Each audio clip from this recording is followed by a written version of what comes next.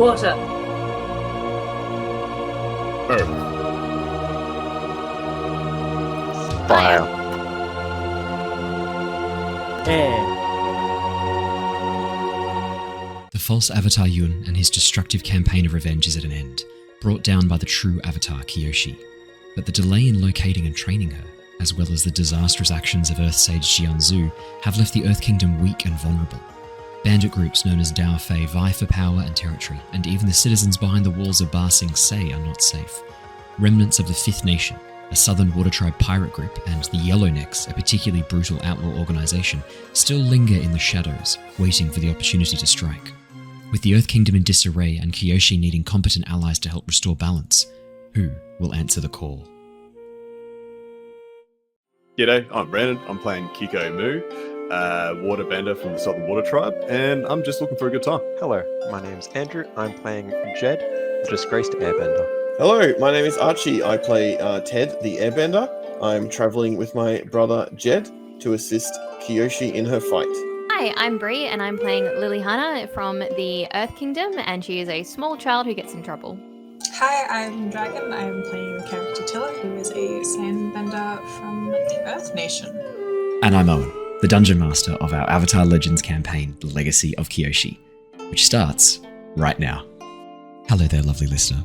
This is just a warning to let you know that this episode of The Legacy of Kyoshi may contain adult language or adult themes. Viewer discretion is advised. Hello. Welcome back to the Lost Archives, everybody. Hello indeed. It is wonderful to see all of your gorgeous faces once again. We are back. We are playing Avatar Legends, The Legacy of Kyoshi campaign, and oh boy, did some stuff go down last session. Some stuff that most of us remember, which is a great start to the session. I will do a full recap for Archie's benefit. It's all good, man. No, just for whoever wasn't here, whoever forgot. It's all good. I got you covered. I got a nice full recap to get you up to speed. Super quick announcements to share. Everyone who's in sort of southeast Queensland region, northern New South Wales, I find it hard to believe you wouldn't have heard the news yet, but there is a Category 2 cyclone that is going to smash into the east coast of Australia. Thursday night, it's looking like. There is a chance it could be upgraded to a Category 3. We're not yet sure what it's going to look like. Winds of up to 190 kilometers an hour, and I think they're predicting over a meter of rain during that period. So flash flooding, really, really dangerous high winds, or really bad storm conditions. So keep an eye out for the cyclone. Make sure that you're not doing stupid amounts of panic buying, but you do get sandbags if you need them, and you get enough food and clean water that if we lose power and running water for a bit, you'll be okay. I believe this is the first time a large cyclone like this has hit the land down around here, hit the southeast Queensland area in like 50, 60 years. So yeah, be safe, guys. It's gonna be rough. Stay indoors, don't drive, get everything. Was the last big one we had Cyclone Tracy? It didn't. Or was there one since then? That one was up north. Yeah. I think it might have been further north than you guys. Yeah. We've not had one hit Brisbane in 50, 60 years that's actually hit land. So it's going to be rough. Because Tracy was 50 years ago. There's been one since. There's been a couple of cyclones that have hit north, for sure. There was like a very recent one, wasn't there? Like, I don't know. Cyclone Debbie, was that one? That was on like last year. Yeah, but this is the first time one's all about Cyclone Tracy. Yeah, this is the first one that's come south, this far south in a very, very long time. It's going to be pretty rough, so be safe, guys. That one. Look out for yourself. There was a 17-meter high wave that smashed into Fraser Island, Kaguri, the other day, which is that's for those Americans who are struggling with conversion. I believe 17 meters is how many feet? I think it is fuck off. I think it's a lot. It's fuckload of feet. 55 feet, just for context. That was one of the waves that smashed into Fraser. That's a lot. That's a lot of feet. So be safe. Be safe, everyone. Yeah. I'll keep you guys updated if there's anything that's looking a bit spooky. I'll get some footage because obviously it's going to be super fun. I'll see if I can set up the camera and get like a time lapse of the storm cloud rolling across. We're up on a little bit of a hill where I live now, so we'll be safe from the floods. The winds I don't think will be too much of a problem. We've got a bit of a mountain next to us, which should be okay. 17 meters is 55 freedoms per eagle. Oh, that's funny. I like that. That's good. And it's about like 5 stories. Yeah, it's a lot. So yeah, I'll see if I can get like a cool time lapse of it. With the camera, I reckon there'll be some great footage. Yeah, I'll try and film it. I obviously won't go outside into 190 kilometer an hour winds when they hit. I'll stay inside. Like, what? Come on. Yeah, it would be safe. Go to the It would be beach. safe. But yeah, all of the Sunshine Coast, Brisbane and Gold Coast friends, as well as those in northern New South Wales, Burleigh, Byron, areas like that. Be prepared, know where your evacuation site is. When the water comes down, it's going to be coming fast and you're going to need to get out of those low-lying areas pretty quick. So I'm sorry to start on a more serious note, but I know there are a few people who are Aussies. Given that we are Australian, I feel like we probably should do a little PSA for the Aussies amongst us. Public Service Australian is what PSA stands for, so we'll make sure that we get that out of the way first. In fun news, even if my power goes out for the next week or so and I can't upload anything, I've already uploaded enough episodes of Aloft ready to go that are scheduled to drop to keep you guys entertained. If you don't hear anything from us and there's only episodes of Aloft coming up on YouTube, that is what's happened. We've lost power. Luckily, though, there's loads of stuff to keep you entertained, so please enjoy. I've also got some good news for those who are big fans of The Wandering Village. There's a new update coming for that soon too, so I'm going to be diving into that and having a load of fun. I'm loving The Wandering Village. It's always great to jump back into that, and I'll be super keen to jump into that fairly soon. In terms of other fun announcements to share, I think that's most of the fun stuff. Archie? Pokemon. Oh shit! Sorry, because we talked about it in cursive. We talked about it last night at Cursive Trial for like 15 fucking minutes. Yes, we should talk about it today. Pokemon Presents Legends Zeta. No, I want to talk about it with you. No, you're the person I want to talk about. You have the guy AquaticArchie here, and you wouldn't talk about it with him. That's my bad. Yeah. So obviously Legends Zeta looking really good. And also we should say there's also been some Avatar announcements. The new setting for Avatar. I think we talked about this a little bit last. We talked about this last session. We talked about this last week. Good. Yeah. Okay, then let's focus on Pokemon. Yeah, I'm really excited. It looks like I saw the map online was up. Yeah, I saw the picture you posted. Looks huge. It's massive. Fantastic. I'm really excited. The starters, I'm like, they're I'm a little iffy, but I assume it's because they don't have what's it called? Mega evolutions yet, so they're getting their megas. I wondered if they're going to get regional and not get mega. I've seen a few different people go back and forth with this. I don't think it'll be both. It'll be mega more than regional, I reckon. It'll be mega because that's their whole thing is mega evolutions. Which I'm fucking stoked about because mega for alligator. Because I'm going to pick Totodile. I'll let you guys know right now. I'm happy to share that. I'll be picking Totodile. Well, Archie, you and I'll do the classic login. Trade, restart, and have all three. But I will be sneak. I will be mainlining Totodile for sure. Chikorita, I don't love the chick. Yeah, Chikorita. Wow. I don't love the Totodile Chikorita. is the best. Yeah, and I'm really upset that Cyndaquil isn't in this one. Arceus. It got Arceus. It got fucking Ghost regional type form. in Arceus. Doesn't need another give a one. fuck. Cyndaquil is my favorite Pokemon. Yeah, but like Gen 2. Yeah. Chikorita and Cyndaquil are my two favorites. I don't think it should have been Chikorita. full I think it should have been what's that Gen 3 one? Trico. Thank you. Trico should have been. It's already got Mega Sceptile. He's already got a Mega. It's already got a Mega. Okay, what about Torterra? What's the Torterra evolution? A Mega Torterra would be fucking sick. There's a G Max, Gigantamax. Torterra, it does too. Yeah, there's not a lot of options, are there? Yeah. Rowlet got the new one as well. So what I'm hearing is Kabutops. No one wants to. Yeah. Sorry, mate. the quiet disappointment. It's pretty stark. But yeah, I'm really hyped. I think it looks really good. I'm excited for it. I know some people have been a bit like, oh, it's just in one city and stuff, but like, guys, let them cook. There was so much doubt about Legends Arceus in the lead up after the trailer launch. Do you remember how like negative people were about that? And that was people awesome. hated the idea of it, and then once it came out, everyone loved it. So the best. The dodging mechanic. How good does the dodging mechanic look? Watch it and deal with it. Yeah. I'm so excited for the dodging mechanic as well. I think it just looks really cool. And there was like parkour. Dodging looks insane. Yeah. Oh, and there is parkour. I've got one other thing to share with you. So this is something that kind of was discussed a bit online, but I'd actually talked about this independently with a couple of other mates. So Paris is famous for a series of catacombs underneath it, this network of tunnels that stretches underneath most of the city, that basically is like the old city that's been built up and up on top of it again and again and again. I wondered if maybe they're going to do a Tears of the Kingdom thing where there's like a whole underground network too. And Or just ghost types and the dark reason I was types. thinking that as well, hear me out. In the original X and Y, you find Zygarde underground. I wonder if maybe that's going to relate to. I wonder. So yeah, I think I suspect there might be some stuff with the catacombs, and I've heard some people online talking about it. One of the leakers, I think, mentioned it as well. Oh, not the leakers. Not Koo.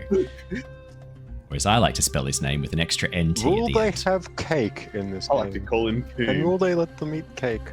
They may let Is them the eat cake. question. Man, that'd be Is cool the if you could go out to question. like regional Oh, areas, like go to yum. Versailles, things But like would that. the cake be a lie?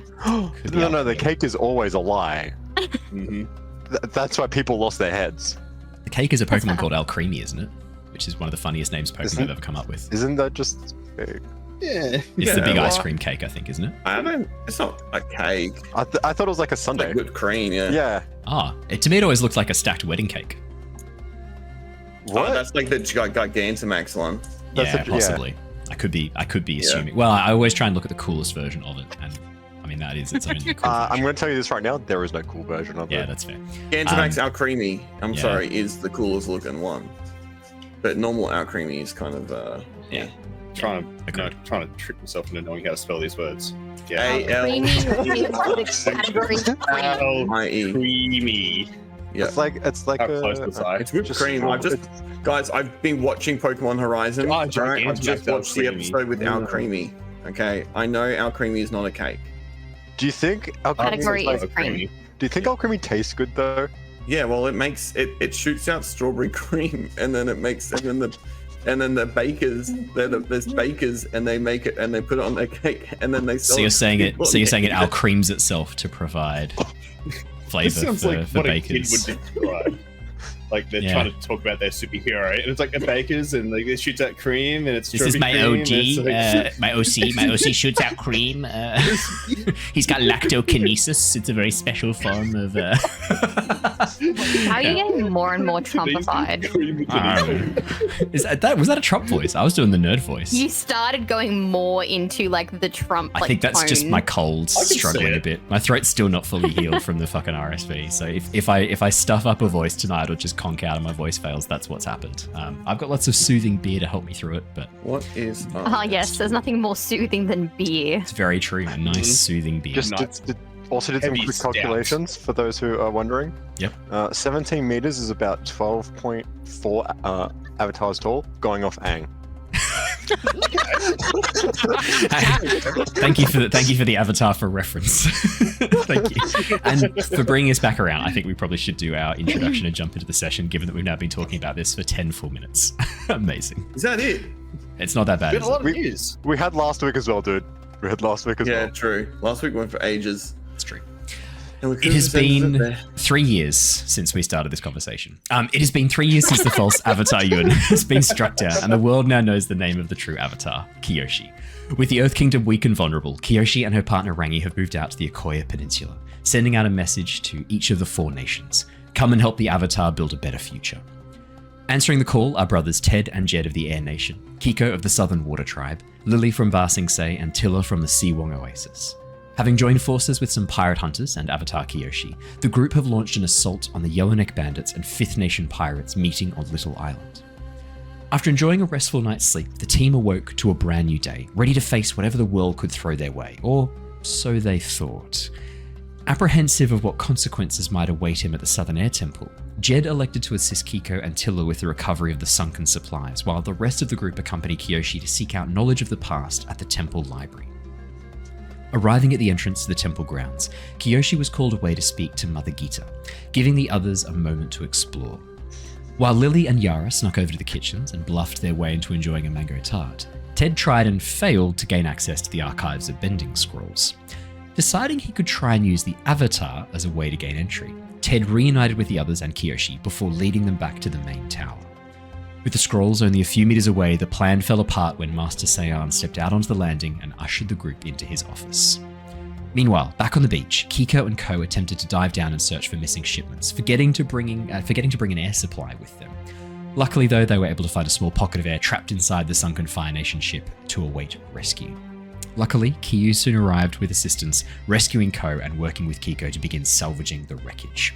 With the promise of booty within the salvage crates, Keeko, Jedd and Tilla eagerly began to open the recovered barrels.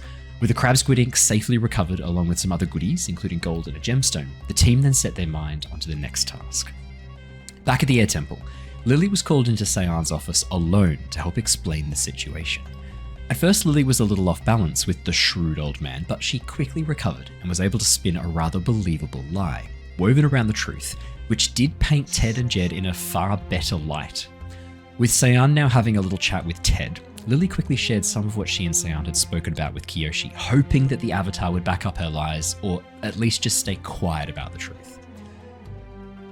As Ted headed inside, facing some hard questions. Facing some tough questions from Sean, Ted did what he did best, blame his brother and lie about his level of involvement. With his story lining up with some of Lily's lies, he was able to somewhat deflect the blame from himself, but as a consequence of his tall tales, Sean was now planning to stay close by to speak with the spirit directly and help get Ted back on the right path. Back on the beach, the team decided they should probably get a boat together, salvaging the wreckage to modify their existing raft into a larger craft. But making a boat is thirsty work, leading Keeko and Ko to raid the pirates' grog supply under the pretense of grabbing the sailcloth to make a large sail, giving Tilla a bit of privacy to ensure only she would be able to cash a couple of the bounties. After enjoying a few drinks, the two lads decided to play a little prank on the others, bringing some rancid fish-flavoured beer back with them, but due to their inebriated state, they were unable to trick the others into tasting it. While the boys slept off their drunken mind, the rest of the crew used the remaining rafts and some salvage resources to finish the construction of the boat to sail back to the Southern Water Tribe. Back at the Air Temple, the gang searched through the Air Nomad library for any mentions of Avatar Sing Pei or the Sunset Spirit, eventually coming across a log from an air monk referencing the construction of the tower at the Southern and Northern Water Tribes. The account also referenced the Sunset Spirit as a being caught between the light and the dark, too powerful to be forced into the spirit wilds, which resulted in the plan to capture it. We left off after Ted had rushed back over towards the kite maker to secure himself a new airbending staff, while the others made their way back down, preparing to leave the Southern Air Temple and rejoin their friends on Little Island. That is where we left off last session. We're going to jump straight back in with Ted, who I believe had a pretty involved plan to help acquire some scrolls. And we should also mention you have already stolen a scroll from one of the other officers, just so you know, like from one of the other... Yeah, but that doesn't count because it's not from in the library room where I would be stealing this one. Thank you. It's from the library, a floor above where you're... Like, I don't... Yeah, so it's like from a different room, so If they it's check still me. theft. I don't know where, like... Doesn't... I didn't steal the money from the vault. I stole from the ATM. I beat up the cashier and took his wallet. Like, it's not the same thing. It's not a crime. It's different. Yeah. Thank you. I didn't just rob you, embezzled I robbed the bank. person outside. Yeah. That's it. So, Ted, Hey. what would you like to do? Where are we now? Are I back with... So the others have started to slowly make their way back down out of the archive, making their way over towards the main temple grounds, the large gardens that open out onto the top of the plateau. You're currently having... I mean, you told your friends, I'm just going to quickly do something, I'll be right back. And then you rushed off, got yourself the spare airbending staff, which is still sort of not... It's not really been fully calibrated. Not or designed. perfect, but it's okay. Yeah, it'll do the job. It's a bit too short for you is the problem. You think it was probably designed for one of the air monks who's recently got their tattoos, a bit of a younger airbending pupil. So someone a bit shorter than you. Yeah. So you've just left Kite's workshop. Yeah. What would you like to do? And I rolled my that scroll up in the kite, correct? Mm-hmm. At the end That's of correct. Yeah. the session. Yeah, cool. So it's hidden. I will now like to go and meet back up with the gang. Alrighty. As you make your way over to the others, you see Kyoshi, Lilly, and Yara striding down towards the main open garden area. Kyoshi sort of looking a bit thoughtful as she speaks with Master Sean. Lilly, what would you be doing while Kyoshi and Seon have sort of a deep, intense conversation? Yara's keen to chat to you if you're keen to chat to her. Otherwise, she'll sort of follow along behind just listening out, taking in the sights of the Southern Air Temple. There's still a bit of an excitement there for her seeing this place. I would probably be fiddling around with my smoke bombs, trying to like replicate what I learned from reading that book about like the directional smoke and that kind of thing. So I'd be like fiddling around and like playing with some pieces of like glass and like maybe trying it with like a little bit of like leather and stuff like that, just to see like what would work best for what I have right now, and just kind of like just fiddling a little bit. Yeah, given that you're experimenting, sort of playing around with these options, having a bit of fun with it, could I get you to please roll me with focus? Okay. Is it a smoke bomb you say you're making? She's, playing around with an idea of a directional smoke bomb. So I was just wondering about the glass. Yeah, it's an interesting addition. I only have like pieces of glass, leather and stuff like that on me. I don't have metal, so I'm kind of just like basically making like a small prototype to get like the shaping right, to make it suit the bomb size and shape, and like so that I can use a template of the glass or leather or something like that later on when I have metal. Because right now I don't have metal on me. True. So it would make sense for me to get the sizing right using what I have. So using like the crude piece of glass that I have to cut out pieces of leather and stuff and like measure it up. And then I can hold that against metal to cut. So I think that makes sense. Yeah, I have a glass shard. Yeah. Yeah. 7. I rolled a 7. I was just thinking it was a shrapnel grenade. That's what I was just going at. With Look, I could also do that. It's a smoke bomb plus. Considering how long it took me to get this glass dagger and how many failed attempts I had, I'm not going to be sacrificing it for shrapnel. Yeah, no, it's a smoke bomb where, like, if the smoke doesn't blind you, the shards of glass probably do. It's a backup. We call it redundancy in the industry. As you play around with the tools that you have at your disposal, really being a bit careful not to cut yourself as you kind of walk and do this. Good news is your center of gravity is quite low because you're a child, you're quite short, so like there's not a lot of sway as you walk, you're not sort of stumbling over, like you're quite, being quite low to the ground has its benefits in these instances. You're far more stable walking and doing things with your hands at the same time. And as you have a bit of a play around and work through these things, you start to sort of get a bit of understanding about how you could package in, if you get the black powder jammed into this section here, wrap it up very tightly, place this section of metal maybe behind here or maybe over here.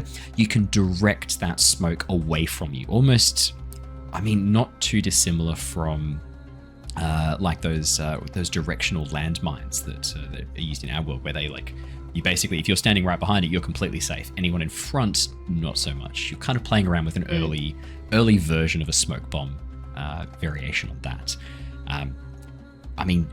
Having a look at it, Lily, you're confident that you might even be able to potentially have this on like a stick or a baton, and if you point it, get a massive explosion of smoke out the end of that, and then, you could even have like directional smoke that you can blast from like a handheld device potentially. Having a bit of a play around. You don't think that's ridiculous? Cool. Imagine like a claymore, not a claymore, sorry. What's what I'm thinking of? What are those like grenades but on a stick? The ones that blew up tanks. Yeah, Jesus, it's not a claymore, is it? I'm having a mental blank on it too, so don't feel too bad. When I think claymore, I just think the big sword. Yeah. I can't remember what it's called either. I'm having it's a hell of a day. A steel hand grenade. A steel hand grenade. Yeah. There is another word for it. And I think they were rockets. Grenade. They weren't grenades. They were just like RPG things that they just put on the ends of sticks. I've definitely heard of another word for this, but that's okay. Never mind. Yeah, basically like a stick hand grenade. Yeah.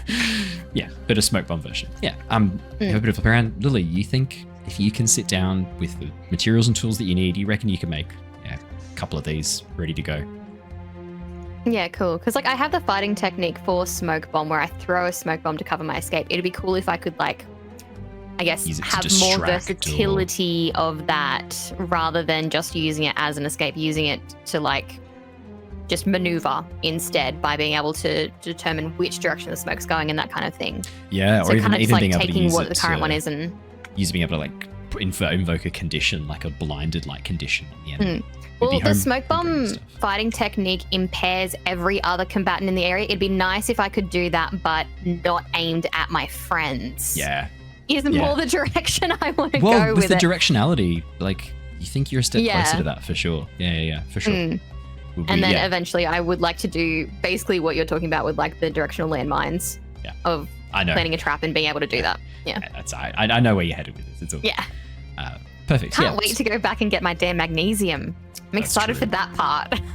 So Ted, you see Lilly mucking around with some tools. You can see Yara occasionally talking to her. Lilly, another pair of hands right there. You can just hand Yara stuff whenever you need, get her to hold stuff. It's quite helpful having Yara around. She'll just take stuff and hold onto it for you, hand it back to you when you ask her. And it's only sort of like as you get towards the end of this long pathway leading to the large courtyard that she kind of looks down at what you're making, at the glass dagger in your hand and goes like, what are you making there? What have I been helping you with? Distraction techniques. Okay, cool. This doesn't it's just that I've seen, okay, distraction sounds good. I'm just going to accept that, and that'll be fine. Yeah, distraction techniques just like this one. Look over there, and I grab everything out of her hand and put it in my bag. Yeah, okay, yeah, no, fair enough. It is your stuff. I wasn't going to keep it. Oh, hey Ted. As she turns around, Yara turns around and sees you sort of like walking towards them with a bit of purpose. Hey guys. You don't sound too good. What's going on? You had a task to do, or were you just go speak to someone? I went to get a new kite, but it's not as good as I was hoping for. Oh, it looks good. I like it. It looks like it needs some wax or something on it. Why does it look like that? It needs some work, but I don't know, it's just a bit too long for me.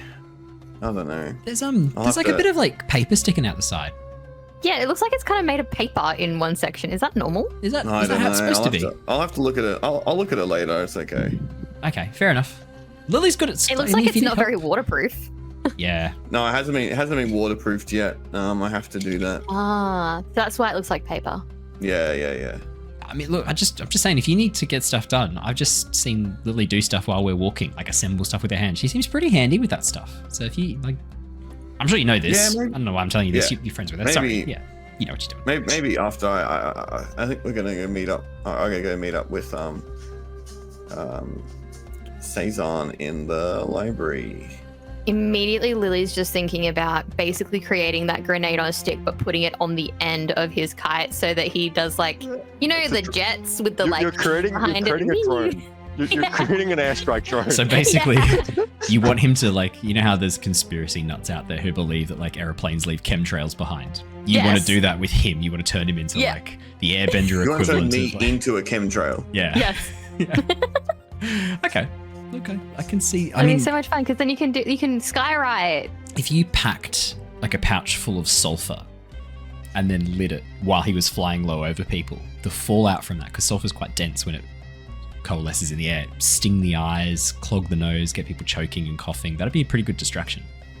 I just thought that he could write funny words in the sky, but okay.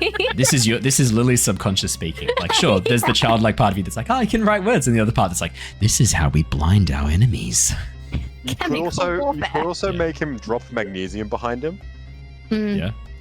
Hey, there's no Geneva Convention. I'm just thinking about all the different ways that I can turn his kite into another weapon for me. Yeah. It could be fun. Look, maybe we can talk about it later. So did you say you were going to go catch up with Sayan? He's just there talking to Kyoshi. As she points over, you can see Sayan and Kyoshi are kind of moved outside the front gate a little bit, so they're not immediately visible to you, but you can see they're having a pretty intense conversation. Kyoshi kind of occasionally shooting glances back to you guys and then talking to Sayan as if trying to indicate that you don't need to stand away. She's having a talking to with him. I'll walk over. Trying to bring you guys into the conversation. Yeah, I'm walking straight over. As you get over, you can hear Sayan is giving her a bit of a lecture at this point. Ted, you come in halfway through as he's clearly... the library, huh? What was that? So we're going to the library? yeah, I'm butting in. As you just interrupt, your Sayan's like, no, you need to understand. Oh! Sorry, Ted. What was that? The library?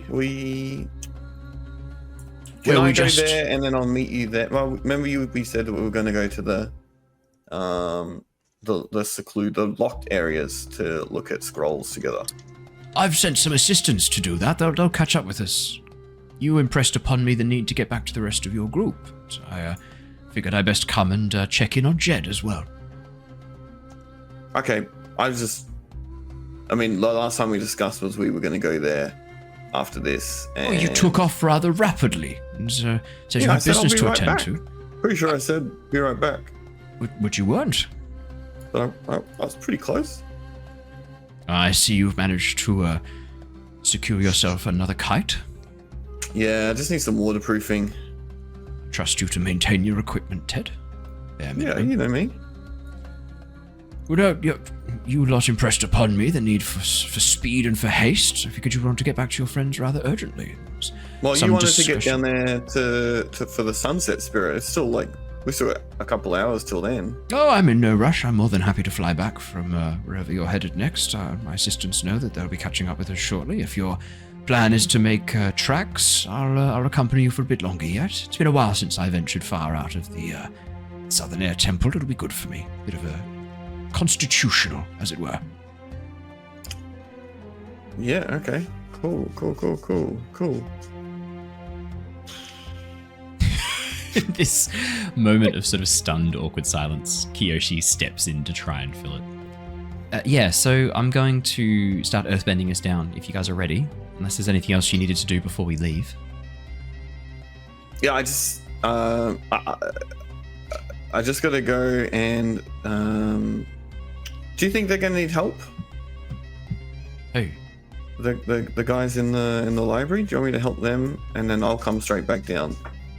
Which is Sayan looks a bit confused. Do I think the librarians need help managing the library? No, how are they gonna bring everything down? Do you want me to get the stuff and then bring it down? Well, I believe they'll join us later. They're airbenders as well, Ted. Most of them, vast majority of them. They'll I don't be want to fine. put them out. I just don't want to put them out. That's all. Well, you can wait by the entrance and collect any research if you let them know that I've given you permission to take everything with you. Okay. They know we were talking. I'm sure it won't be a problem. Feel free if you need to. Just wait around the entrance. They'll be here shortly. Perfect. Thank you, Sam. And I'll just Ted? wander off. Ted? As you go to wander away, you watch as Sayan catches your eye. Don't wander too far. Ted, make sure you stay near the entrance. Yeah, I'll be here. Good. We're on your time, Kyoshi. You watch as Kyoshi nods, gestures for everyone to step close, and as she walks over towards the edge of the cliff, you watch as she slams her hand down, pulls it back, spins her leg around in a wide arc as a section of the cliff immediately detaches away and begins lowering down the mountainside as she begins earthbending this section of cliff face down. Lilly, Yara, Kyoshi, and Sayan, it's a pretty quick journey down. It's a lot quicker journey down. Kyoshi is very happy to let gravity do a fair chunk of the work, and as you feel the earth dropping away underneath your feet a little bit, this sort of like rising of your stomach, and you can feel your heart beating faster and faster. It begins to rise up around you. Lilly, you're pretty light. You would almost start to kind of like rise a little bit off the stone at certain points as Kyoshi accelerates faster and faster before slowly beginning to bring it back under control. By the time you reach the bottom, yeah, that was pretty fun. That was all right. And as you get back down, Kyoshi then begins to use her waterbending to move the lot of you back over towards the island. Back with Jedd, Keeko, and Tilla. With the boat all finished, with your task complete, Keeko, you've slept off most of the alcohol. You've slept off most of the inebriation. Yeah, the fish beer. And you've had a bit of water as well, which has helped quite a lot. There's a taste in the back of your mouth, though, that's not really shifting, unfortunately. Yeah. Every so often you'll do like a burp and you'll feel that sort of warm, salty, fishy kind of flavor in the back of your mouth again. It's not pleasant. It's umami. Yeah. No, umami's pleasant. This is not that. This is bitter and salt is how I would describe this flavor profile. It's not it's a potent combo, not a particularly nice one. But as you're sort of milling about on the beach, what would the three of you be doing? Gonna go back with go back to the boat with probably Co and Craig was there still. I'll go to Co and what's his name again? Sonak. It was just like Solana. No, that's crypto. Salami. Susan. Salami. I like a salam. Yeah, just go back to them like, hey, yeah, feeling fresh now. You guys want to go back to the boat and see if they need a hand if getting anything together? Sonak is there helping. Tilla, Jedd, Sonak, and Kyu are the only ones not helping Keeko is you and Ko at this point. Yeah. Okay, in that case then, look at Ko. I look back at the boat and I'm like, we should give him a hand. Guys, need a hand of anything? So he's sort of sing out. I mean, Tilla, Jedd, you've done most of the hard work. Like maybe a bit of threading on the sail, but like it's pretty good. Yeah, I was seeing that like there's stuff that I really don't know how to do left. It's like all the everything. Like there's nothing I need to like. I don't need to hold anything in place or like move sails anywhere. Well, Tilla's been doing that with her sandbending, and Tilla's been kind of directing you lot. Given that Tilla knows how to operate and set up a sand sailor, you guys are kind of making the same thing. This is not too dissimilar from a sand sailor. Going on water instead. Some might call this a water sailor, others a boat. Seeing that Keeko's gonna come and do some work, I'll be like, yeah, you can take my spot, and I'll sort of just glide off to where Ted first did his swoosh swish swore. I don't know if that's a technical term for it, but you know where he like sat on the cliff and he sort of watched everything. Yeah, that is the technical term. Thank you. Oh, that is the technical term. Okay, good. I just want to. There were 3 air nomads, great luminaries of their time, swish, swish, swash, who came up with the technique. It was a combination of their 3 powers combined. Yeah. They all had cold maneuvering. Yeah. Some refer to it as maneuvering, some refer to it as mental illness, but you can take your pick. Mental depression. Oh, God. Cool. I would like to just go and sit up there and just sort of look over the ocean and just contemplate everything that's sort of happened. Meditate in a sense. Jedd, as you take a bit of time alone up on top of the bluff, you can see down below you the ship coming together. Keeko and Ko now coming over and helping out. Their strength combined, Ko's waterbending, Keeko's waterbending, providing a bit of a boon, with Kyu giving a bit of like clear directionality with what's happening. You can see that the progress is being made quite quickly. You also notice over towards the cluster of tightly packed mountainous islands where you know the Southern Air Temple is located, you see this almost like what's like a rock slide coming down the side of the main section of mountainside. As it nears the bottom, you can see dust and clouds of rubble being kicked up behind it. And then a moment later, a spray of water as figures on a little ice floe begin to move towards the island quite quickly. And you get the sense that you're about to see your brother and your friends again. Is there a sense of dread? No, there wouldn't be. I don't know. That's up to you. I can't really answer that. But like, as you look over, you can see someone dressed in air nomad robes. Kyoshi. Kyoshi stands out. She's quite tall. Hang on a sec. Yeah. Why is there an air nomad? Well, I mean, Ted did go up. Maybe he's got new robes. Who knows? No. He purposely threw his into the fire. He wouldn't be wearing them. Hard to say. You can also see wearing new ones. You can also see a little diminutive figure in green, probably Lilly, and then a that's fine. Yeah, a figure in blue, probably Yara. I will just sort of just stay up here and like hide a little bit just to see what's happened, because I don't believe that to be Ted. You watch. I don't see Ted there. As the figures get closer and closer, you quickly realize Ted is not with them. This older figure has quite a large, impressive beard, whereas Ted only has a sort of small goatee.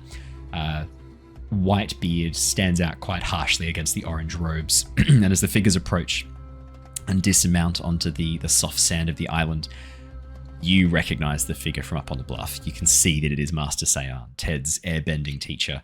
Ted is nowhere to be seen. They killed me. That is a problem. He's been executed, yeah. Because that's the air nomad way. Yeah, that's it. It's on site. I said exiled, boy. Oops.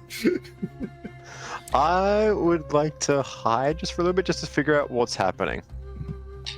Like just on like the little rocky area just to Yeah. see what's. Could I have you please roll? I'm going to say this falls under. I don't want to do this as a trick. Let's do this as a focus, as you're trying to sort of hide. You're focusing on staying out of the way. You're using your environment around you. I'd say focus is probably the skill we're using most here. Give us How's a a 2. 13? Give us a 2 as he falls off the bluff. Yeah, 13. The lowest I can get is 5. It's fine. That's pretty good. 13 is really good. Jedd, you just melt into the shadows around the top of the bluff. There's a lot of smaller scrub, some larger bushes, and some trees up on top of this section here. You just melt into them, vanishing from view. Back down on the beach, Keeko and Tilla, you watch as, you see Kyoshi and your friends approaching, along with an old airbender, one you've not seen before. And as the group arrive at the beach and disembark, you watch as Kyoshi sort of assists the old man up the little sand dune up towards the top where you guys are currently chilling out after having completed your raft, which is now sitting docked up to the remains of what was once that pontoon, but is now sort of mostly shrapnel and driftwood. You've docked it up to that, using ice to kind of keep the boat in place. Taking a bit of a break, sipping on some water, you watch as Lilly, Yara approach, and then behind them Kyoshi and this older air nomad. As Yara runs up to Kyu, she gives her a bit of a fist bump, looks towards Ko and goes, "You look shit. What happened to you?" Just Ko rubs his eyes and then goes, "I'm fine. I'm good. We've been working hard, It's tough work in the sun. We made a boat. Mm-hmm. Hard work. Damn right, Ko. Hard work. Exactly right. That's all we've been doing, isn't that right, guys? Hard work. Hard work. Yeah, man. Hard work." Mm-hmm. Which is... I just side-eye them. Yara raises a single eyebrow, looks across, then looks towards you, Tilla. Tilts her head a little bit as if questioning. Do you shrug? What do you do? I just side-eye them and just shake my head. Yeah, okay. I mean, look, bit out of character for you, Ko, personally, doing hard work, but I'll believe it if you say it. Man, you guys missed out. The air temple was so cool. Lilly and I got, I don't want to brag, but we got the best snack that there is on the planet. It's going to be hard to go back to a world without mango tarts, but we would have saved you some, but we didn't. We ate it all, didn't we? It was pretty good, I'm not gonna Oh, lie. it's pretty good. Yeah. Do you guys know how to make it? You've had it. Obviously, you got to know the flavor profiles. I'm not sure where else we would be able to find peaches that are that sweet and juicy to even be able to recreate it. They had these massive gardens filled with peach trees that were just bountiful and beautiful. And I don't think there's anywhere else in the world that would have those kinds of peaches. Yeah, I don't know. If I had to make a guess, I'd say Maybe mango Georgia? was one of the key ingredients. Oh, But- sorry, mango. It's okay, I got you. It's all good. It's all good. No, I got you. Thinking of our bison from last. Fair. Every time I think about tarts, all I think Yeah. about is Peach eating tarts. Yeah. Mm-hmm. Yeah, no, I mean, look, those mangoes were pretty good. I'm going to guess mangoes are a key ingredient. Some sort of pastry. Beyond that, though, I'm going to be honest. Who knows? I sweat magic. Magic is one of the main ingredients. That shit tasted so good. Cocaine. Yeah, crack. Maybe Crack cocaine. The meditation. I think only the pure of heart and mind, those who've cleared themselves and are on their, what did they say, 8th plane of enlightenment or whatever? I don't know. I was overhearing some of the monks saying stuff. There was all sorts of talk. They said that they'd cleared some chakra pools and things like that. Maybe you need to do a whole bunch of spiritual stuff to make shit that good. They're a bit quacky. Chakras. Where does one find these chakras, and how do I get mango tarts? Ko, we need to solve this mystery together. I feel like I've heard of chakras before. It's some sort of stew, isn't it? It's got lots of seafood in it. That's what I was thinking. It's Yeah. I think it's like a vegetable you put in a stew or something like that. I think. You're right. Yeah. You're right. No, that's what it is. Yeah. I remember this now. Yeah, okay. Yeah. Okay, cool, bro. You watch as Yara goes, yeah, chakras are a vegetable. That's what made the mango tart so good. Vegetables. Yeah. Nailed it. No, it doesn't go. That doesn't go in the tart, but it's the step of the journey to it. The chakras go in you to make the tart. It's the That's protein it. your body That's- needs. Yes, they've got to have protein, otherwise. Got to be severely macronutrient to you got to I have. don't think these tarts had any protein in them. I'm gonna be real. Oh, they're useless to us then. Just sweet treats. Who's the old man? Have we picked up another stray? Have we?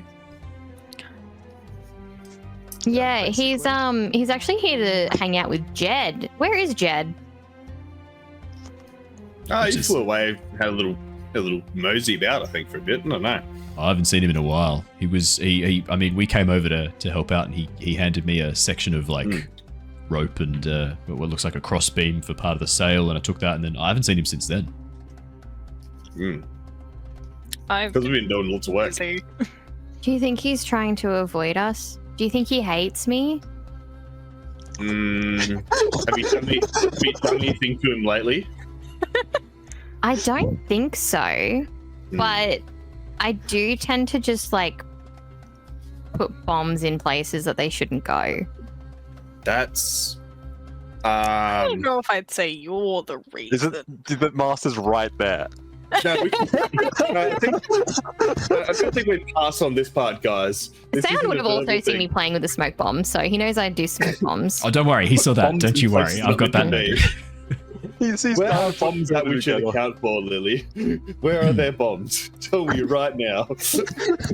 I'm pleased that you had a good time at the air temple, Yara. You watch as Kyu has finished tying off the last section of ropes, wanders back over to the rest of you before looking back over at Kyoshi and Sayan as they make their way up the side of the sand dune. I will introduce myself, and maybe we can find out what is going on.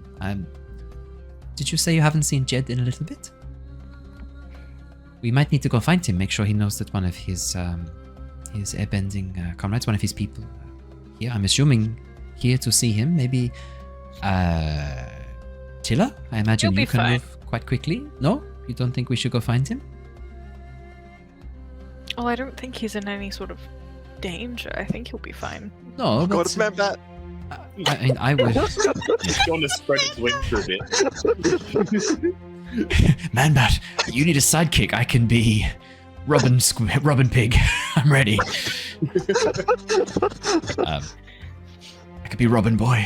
But if I mean, this seems like a senior member of his people. I mean, if it was me, I would want to. If you do not think he would want to be disturbed, we can leave it. But I just wondered if maybe he would want to know. I'll go find him. You happy to go find him? Do you know where he might be? I'm gonna guess anywhere that's either up high in a tree or dark and down low. So I'm gonna go check out the bush more than anything, because usually he hides in trees. Okay. If you're heading up towards the bluff, I might have a bit of a look around where Keeko and Cole were finding those bottles of alcohol. I'm a bit thirsty after our work. I could use a drink as well. Not what they brought back. That stuff is foul, but I could use a nice drink. See what we can find. Hopefully some juice or something as well. Something quenching. Okay. Something quenchy. The quenches. Perfect. Lily, as you and Kyu head off, Kyu splitting off from you quite quickly, making her way down towards that hollow depression. As you make your way up the side of the bluff, looking around for Keeko, could I get you to please roll and assess the situation? Not Keeko, looking around for Jedd. Could you roll and assess the situation? You found Keeko, so you're right there. Like waving at you. Hello. He's just waving after you. Turn around and Keiko's just there going, hello. That's a 4. That's a 4. Is this the one that you can look for something precious? Casing the joint. Yeah. Because if I see her go off by herself, I'm sort of going to try and get her attention with a ruby. I mean, yeah, it would be what here is the most valuable or interesting to me. It was a ruby, right? Yeah. What's the most valuable? Or interesting. Friendship. It's a tough one. Up on top of the bluffs, there's not a lot of valuable, interesting things. I mean, looking out around you in the immediate vicinity, I mean, some of the coastal plants that grow here are choked with vines. If you were running low on some supplies like rope or thread, the vines, if they were dried, would be quite strong, quite supple. Some of the trees, the scrubby trees, the sap could be quite a good adhesive, especially once it dries. It forms this like crystalline coating that, like a resin basically, that could be quite useful for work as an adhesive. They're probably the most valuable things around. You need some more adhesive. There you go. Yeah, I mean, as you get up, do like a 2-head check, and no, he's not here. Just start gathering materials for yourself, cutting into the tree, collecting some of the resin. I mean, you know you're going to have to keep it away from air, in little vials or little bottles to keep it dry and away from it. Could I wrap it in waxed leather? No, because that'll probably just adhere the leather to itself. You'll end up with a really solid, sticky mess. Yeah. A bottle would be good. You had one of the bottles from the boys.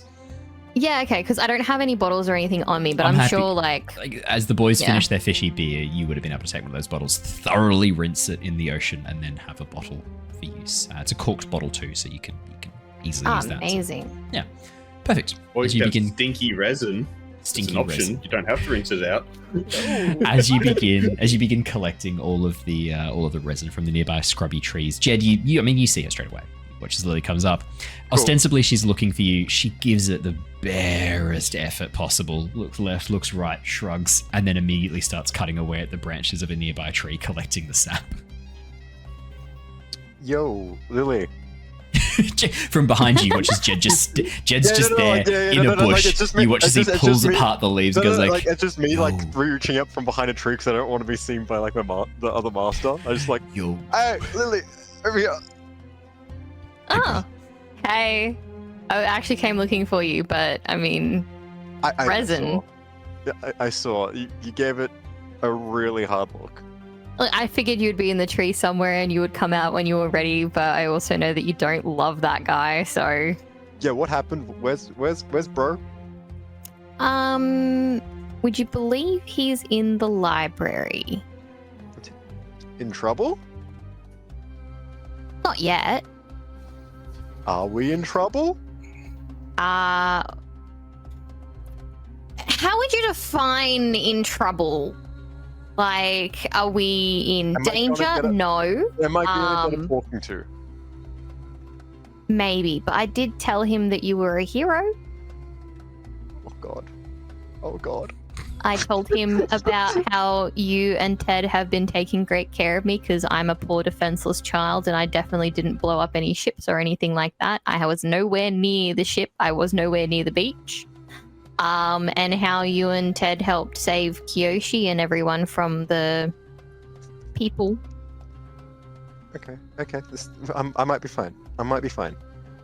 Thank you so much. Also, I found this earlier. Here's like 50 gold. Did not expect that, ladies and gentlemen. You can make more bombs now. He just hands me 50 gold. I forget that you're an air nomad and you have no concept of money. Yeah. I'm just like, this is just something. It's like about. Like, this is heavy. It's pulling my pants down. I have no belt. Yeah, you are. I would say this is probably more money than Lily's ever seen in her life. Yeah. Lilly, this is more money than you've ever seen in your life. Yeah, this is more money than you've ever seen. I found this in the bottom of a barrel. This means nothing. I'm just like, yoink. Like, I know it's important, but I don't know like what the exchange rate is. Yeah, I mean this is just pocket change, so definitely better to get rid of that. Yeah, I'm just gonna put it in my bag. That's worth a good fist bump right there and like transaction. A crisp high five for sure. Like I know I can buy like stuff, but I'm just like, I don't really need anything. I have everything I have. So are you gonna come down to the beach and chat with I just wanted to make sure that everything was okay, and that I wasn't gonna be like yelled at straight away. I can't promise anything. He doesn't seem to like you very much, but I did as much damage control as I did. But he did speak to Ted separately to me. What? Why would you let him do that? He made us all interview him separately. You know what happened last time he did that, right? I know. I tried my best, but yeah. I overheard the conversation he had with Kyoshi, and Kyoshi was pretty much like saying that you're a good person and that Seon's values are fucked up. So that was good. That's not good. That's not good. Yeah. Well, but it also is good. I mean, it's good. It's good and bad. I mean, Kyoshi's on your side. Yeah, but she was also taught by the same person as me, so... Oh. Our values sort of, yeah. Oh. See how this goes, I guess, then. He also told me something really interesting about you and your old master. but he wouldn't go into detail. Would you care to share? What about? We were cool bros hanging out. You did something really bad to a bunch of people, but he wouldn't go into detail because I'm a child. You know how you blew up one boat? Yeah. I've used airbending to like sink a couple. How many is a one couple? A couple. Did I start like? There was about 5, I think. I was gonna say I'm just like, more or less. a normal contingent of 5th Nation raiders would consist of 1 or 2 larger ships, like a brig, and then 2 or 3 smaller, like chaser style boats. So yeah, 5 or 6 is a pretty good estimate, Andrew. That's pretty spot on. About 5. Nice. At that point, I'll high five you. Mass murderer. Yeah. Wow, we're a lot more alike than I thought. You're pretty cool. I try to like stay away from it, but it happens. Yeah, no, I totally try to stay away from it too. Yeah, you try to stay away from it after though. Like once you've set the thing on fire. Look, all I'm hearing here is we're the same, you and I. Oh no. Yeah, I feel like that's worse for Andrew than it is. You're It's at getting this roped moment- into every one of Lily's schemes from here on in. So at this moment, Lily, you realize you never knew your father. You realize that Jedd's old enough for sure. Have you ever tried airbending? No. Fair. It's not as much fun as you think. Let's go. You get into a lot of trouble for doing it wrong. You do get into a lot of Yeah, I understand that. Like, that seems about right. Yeah, anyway, you should come down to the beach. Yeah, okay, let's go. Anything else that I need to know about? How long is it until sunset? Oh, like hours. Talking. Okay, cool. Yeah, 5 hours. Just 6 making hours? sure there wasn't going to be an interruption of the divine kind. Spiritus interruptus. Yeah, I won't be pulling that shit up. So I don't know how much Seon knows about the spirit, but I accidentally forgot to mention that like at all because he was asking me what happened on the beach. So I told him what happened on the beach, and I didn't mention anything about the spirit, but I think that's what he was trying to get to. So I don't know how much the others really said. I didn't eavesdrop on Archie's conversation, but I did eavesdrop on Kyoshi's, and I don't think she really knowing mentioned my it. brother. On whose conversation? Ted's. Whatever. Ted. We know, mate. You know what I mean, you shit. I think he might have spilled some of the beans because some of the beans were already spilt. Yeah, that's right, because he'd already told Seon a little bit, apparently. But I don't know how much he knows. So maybe we just, like, skirt around the subject. He knows more now. Why do we let your brother do anything by himself? I'm regretting leaving him at the library himself. I'm a bit worried about what he's going to do. Is he just, like no one's watching him? I would assume the librarian's watching him. Did you see that happen? Hey, out of curiosity, do kites normally look a little bit like paper before they're... No, they normally look like this. As And I Jedd pull out, opens like, up in front of- his kite. Would Lily have any idea what the paper is that she saw?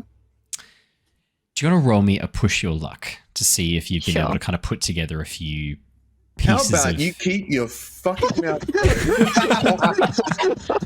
snitches? 11! Snitches get fucking stitches and end up in ditches. We talked about this. Yara mentioned to Lily that Ted had picked up a scroll because he did it right in front of her. Yeah, so it's more of like, I don't want to metagame it and say that I know exactly what that is. It's like, Lily would have seen a little bit of paper because Yara also mentioned it. Yara mentioned the scroll. Can Lily put 2 and 2 together? And with 11, I would say yes. You've been given all the information available to you. You know immediately what Yeah. he's done. He's stolen something and tried to hide it inside the wings of his kite. What he hasn't thought through is that he's going to have to fly down the side of the mountain with other people. Oh, no. I just want everyone to know that as soon as Kyoshi and everyone left with the airbending, I was like, oh shit. as soon as they left, I was like, I'm making a note of this. Archie has once again laid out a whole bunch of Lego for him to walk across. Scattered a few bricks on his path. I've got a plan. Oh fuck! Well, they're always great. So I'm looking forward to that. He's gonna use maneuvering, guys. Step back. Yeah, Lilly, at this point, not only do you realize, oh yeah, he's clearly stolen something, tried to hide it in the kite, you're like, he has to fly on that kite, which means he's going to have to open it and Sayan very clearly said, other people are going to be there to meet you, they're going to hand you some stuff, they still might want to come and meet with me. Like, he's gonna have company, basically, as you realize this. I'm kind of just gonna like look at Jedd and be like, Ted might be in more trouble than I thought. Like, I just got a little bit paler, just a little bit, because I was already pretty pale. Cool. Hey, what's the punishment for stealing a scroll from the library? If someone were to hypothetically do that. You know, the thing about that is, no one's ever really done that before. Oh, so it's uncharted territory. Especially like as an adult, like as a kid, you might get away with being talking to, but like as an adult, it's sort of like a no-no. You kind of just expected to know better. You're expected to know better, and that like, yeah. So I got kicked out for like killing some people. Killing some people. Yes, is what? Like, don't try and equate taking a scroll from a library with murder. Like, come on. Yeah. Get away with that. This is like the same. Like math murder as well in that. Hey, we don't know if anyone actually died. Actually, definitionally, he was on a homicidal rampage because he killed a certain number of people within a certain time frame. Technically, Jedd and Lilly as well have both had homicidal rampages, which is, I mean, that tracks. Just enjoy that for a moment, I guess. But technically, and technically, you're both serial killers as well. Yeah, actually, we knew that. Yeah, no, Lilly is more than Jedd, actually. Yeah. Definitionally. It's got to be separate events. Yeah, so no, Yeah. Jedd's not a serial killer, but Lilly is a serial killer now. You are a Not for serial lack killer. of trying. I did try to kill some of those bandits. It's probably, in the world of Avatar, it's probably the old definition, like a sequence killer. So like that's how you're known as sequence killer. Also, like serial killers have like a not necessarily set way of doing things every time. Typically, don't they? Not necessarily. It depends on what the motivation is. If it's patternistic, there's a whole psychology around it. It differs, but you don't need to have a pattern. You just need to kill multiple people across multiple events. So 18 makes me a serial killer. Less than that does. Yeah, I think you only need to do like 3 or 4. I think you need so 3. You're going for platinum on this one, really like nailing the achievements. Wait, achievement? Achievement? Is there an achievement for murdering a whole bunch of people? No, but I will say now, one of you is very close to achieving one of my hidden objectives. Oh, it's going over balance, right? That's a hidden objective. One of you is very close to achieving one of the hidden achievements. So there's some that the audience put forward with points that you guys know. I have 10 that I've put forward that you don't know. Jesus. Wait, which was the audience put forward? One of you's right, like one of you's so close to achieving it. Which one? I'm not telling you. You're going to tell us that. It's 3, by the way. 3 murders is a serial killer. I was right. I was right. I just googled how many murders until I'm a serial killer. Why'd you do that? He's on the watch list. That's a watch list. I watched like Monk yesterday, and they said 3. It's like, is that all? Oh, okay. I feel like I would like to point out, I know this because my partner's a psychologist, but that's... I really thought you were going to say my partner's a serial killer. Yeah. I also that. Yeah. But only just made the cusp. Yeah. She would level it up from just murderer. Yeah. Bad. Anyway, that's a derail, and I'm putting that on me for serial killer. That's fair. But yeah, so like more people have committed murder than like stolen scrolls. That's not true. I don't think you can equate. 2 people have murdered. 2 people have murdered. I don't know how many people have stolen scrolls. Homicide just because you don't know doesn't mean the number is 0, exactly. mate. I don't know. to me. I think this is an important message. I'm sorry for the second derail, but it's very important. I think people understand this. What you think isn't real, right? Like reality, objective reality is separate to your experience of it. Red isn't red. I think Blue people isn't have blue. forgotten this. It's really important. If you think something, that doesn't make it true. Yeah? Just FYI. No, you're laughing, but there are a certain portion of the population who I don't think know the that. Earth is flat. Exactly. Isn't round. I've seen it round. There It is can't be there round. is such a thing as objective reality, and we use science to figure that out. Yeah. It's like how You're just it like only so takes 5 insulted trees to by make an Owen. orchard. Yeah. So you need less murders than you do trees making an orchard. So it doesn't make sense in this reality that we're in.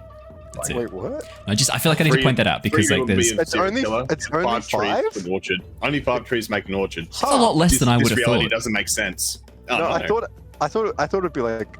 Well, I thought it'd be like 3. 10? Like, 20? More Something importantly, like that? how many I would've trees thought, like, make an 12. orchid? This is existential. That's it. I love Andrew figuring this out. Disregard your reality. I'll substitute my own. That's it. Adam That is acceptable. I reject your reality. It's Adam Savage from Mythbusters. I reject your reality and substitute my own. I love that. It's great. Yeah. Jedd, you're not sure how many people have stolen scrolls. You know you haven't really heard of it being a thing. It's a pretty frowned upon act. Yeah. Like the libraries that protect these scrolls. It'd be an act of vandalism and selfishness. 2 things that are very frowned upon in Airbender culture. This idea of like, selfishness. not only Selflessness against, is kind of like the ideal. Airbenders. Yeah. Airbenders are very much built around this idea of like... because we keep their records. Yeah, exactly. Okay. I've lost where we were. I won't lie. We were trying to just discern what the punishment would be for stealing a scroll. Oh yeah, getting kicked out real bad. Like way worse. Wasn't Ted trying to denounce his nomadness anyway?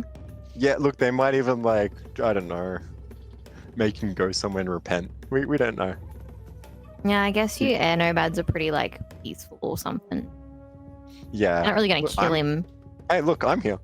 Do you guys have prisons or like dungeons that he could get locked up in? You don't know. I'm right here. I committed murder and I'm still here.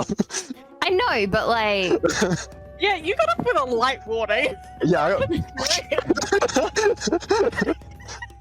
Man committed mass murder. Got up. My master did take a lot of blame. That's fine. Hang on, you were so it's not that you got off lightly. You were stripped of all of your like social status, all of your friends, your family. Apart I would from say that's pretty Ted, bad. you were exiled from your people. You were thrown out in disgrace to wander the earth, never again to return to the temples in which you've known as home with your family. And your master was exiled as well. Yeah. Kelsang was exiled. I mean, Kelsang did end up finding employment with, I guess, like in Avatar Manor and working with Kyoshi and Ewan and helping to sort of raise the next generation of Avatar. But like, that was luck more than anything else. And because he was a man who was willing to do a lot of things. Like, and Kelsang was a bit ends justify the means to some extent. So like, he got himself in that position, to be sure. I wonder really where followed his you picked footsteps. up some of your personality traits from, Jedd. Yeah. Don't Let's jump back to 12-year-old to the Ted wall. because I need a laugh. Yeah. And I'm really excited to seeing how this We don't plays have out. to. Yeah, we do. We do though. Ted, as you walk away from the rest of the group, making your way back towards the Grand Pagoda with the library taking up a number of the floors, what's your plan here? What's your goal? What are you going to do?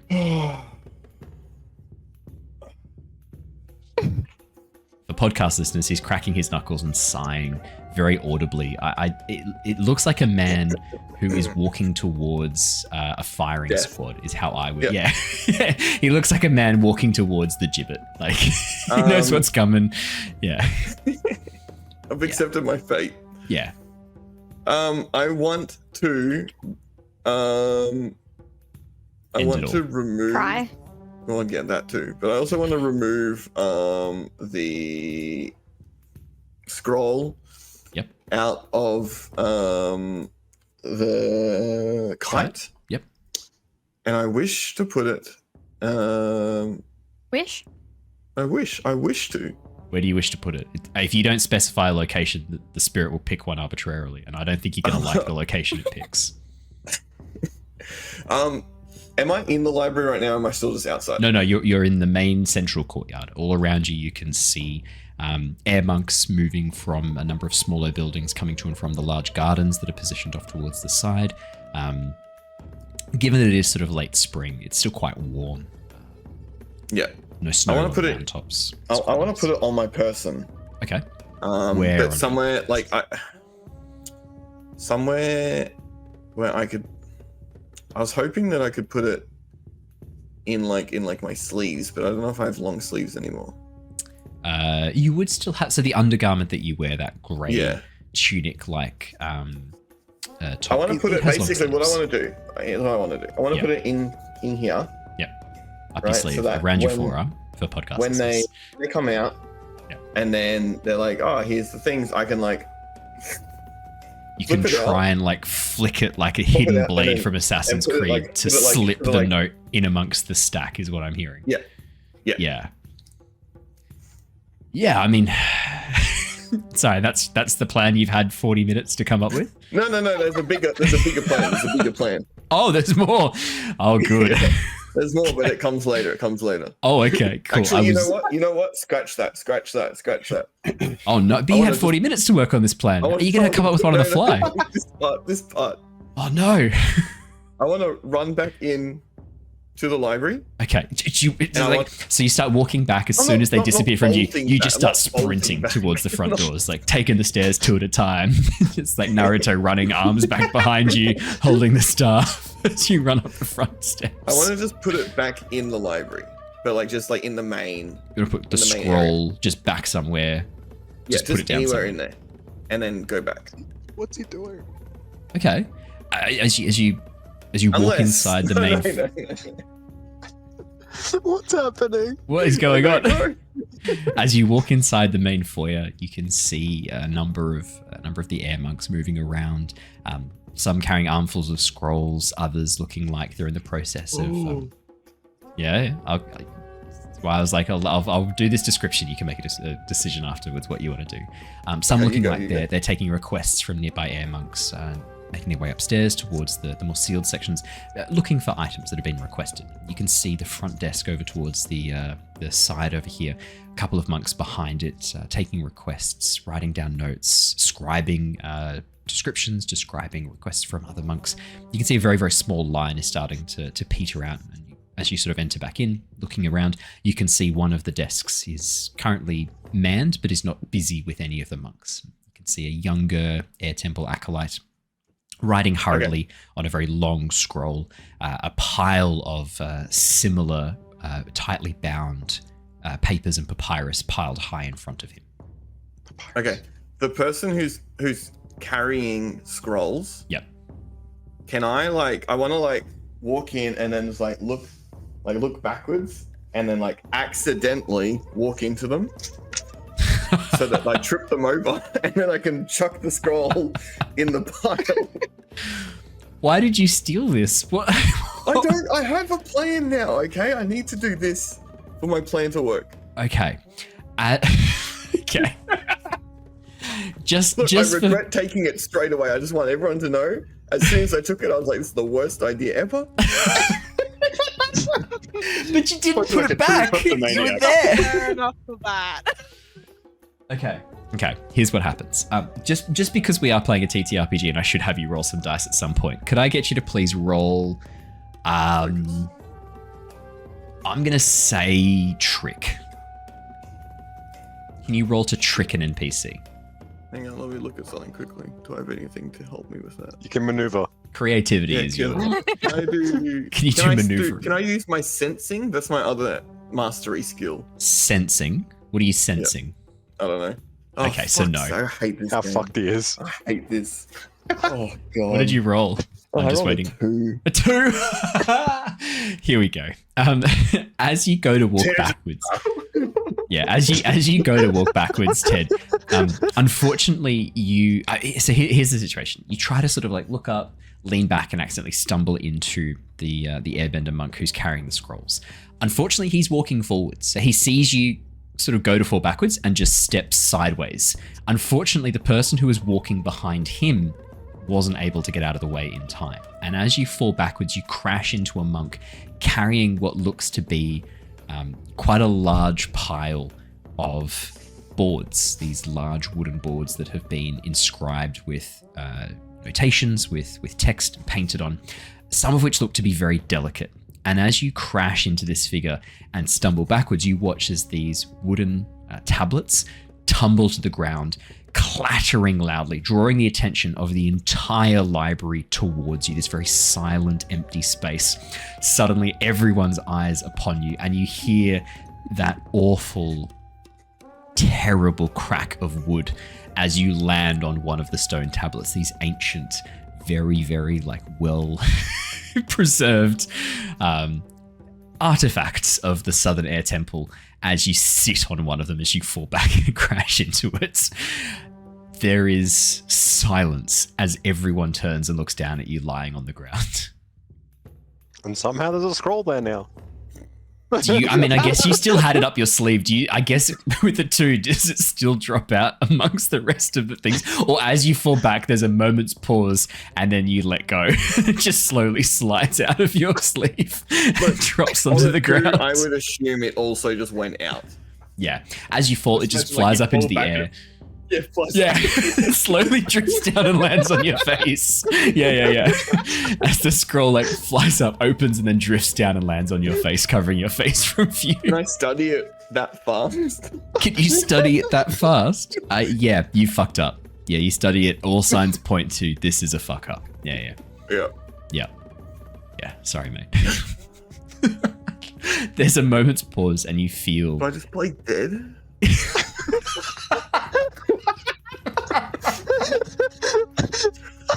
You're gonna do a Bell Gibson and fake a seizure on the ground. It's like lying there, be like, "Argh!" I mean, it's an option. You could make a whole million from Apple partnering up with that. Apparently, if you just fake a brain tumor, so you can go for it if you like. If you know who Bell Gibson is, you need to check out. Famous Australian scam artist. Yeah, I just watched the show. Gibson? No, Bell. Nice. Bell Gibson. I just watched the show. Not Mel Gibson. Bell Gibson. She was a person who faked having brain cancer to make a whole bunch of money on an app claiming that she could cure cancer with food and recipes when she never had cancer.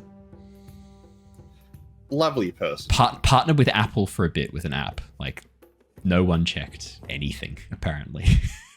As is the situation. But yeah, as you lie there, you feel a gentle tap on your shoulder and someone reaches forward, takes the scroll off your face. You can see very worried eyes looking down at you as an older monk, the one you crashed into, looks and goes, "Are you okay? What happened, my boy?" Do I play dead? No. Do I play dead? No. Why are you up? He's not there. What are you doing? I'm thinking to myself.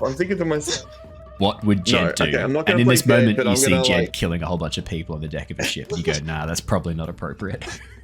I think I'm going to be in itself just a bit delusional at the moment from the fall not being the fall that I expected. Yep. So I do want to just be like, oh, what happened?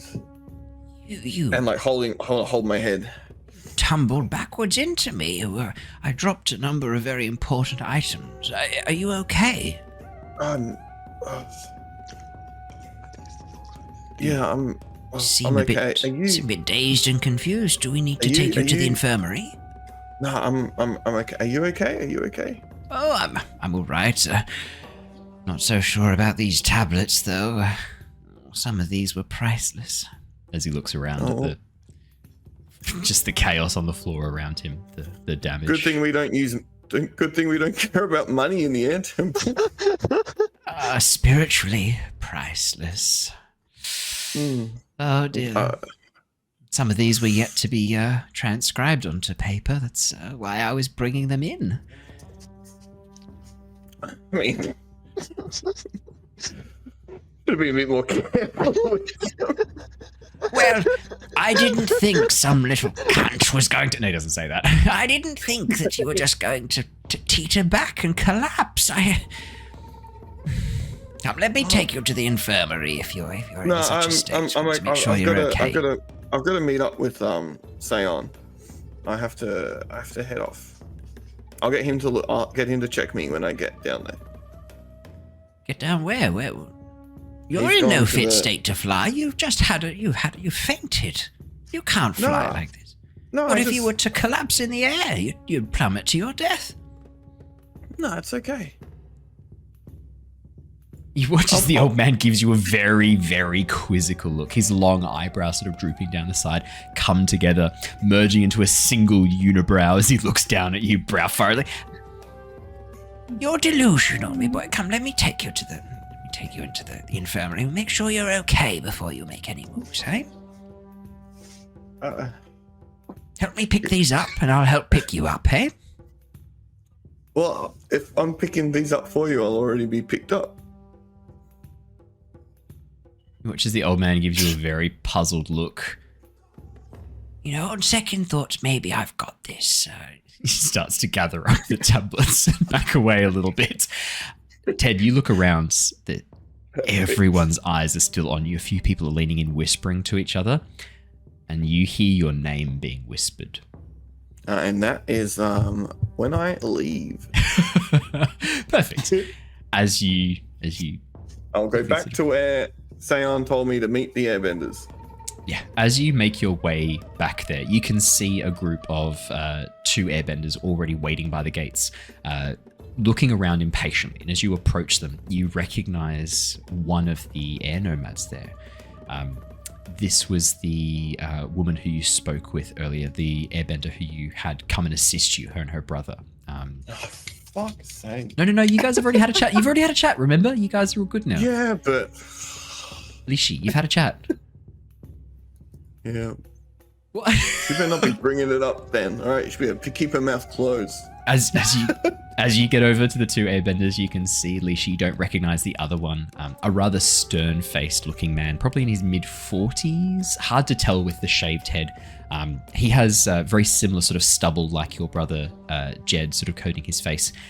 You can see that he has the full Airbender tattoos, and his around his neck he has a yellow scarf.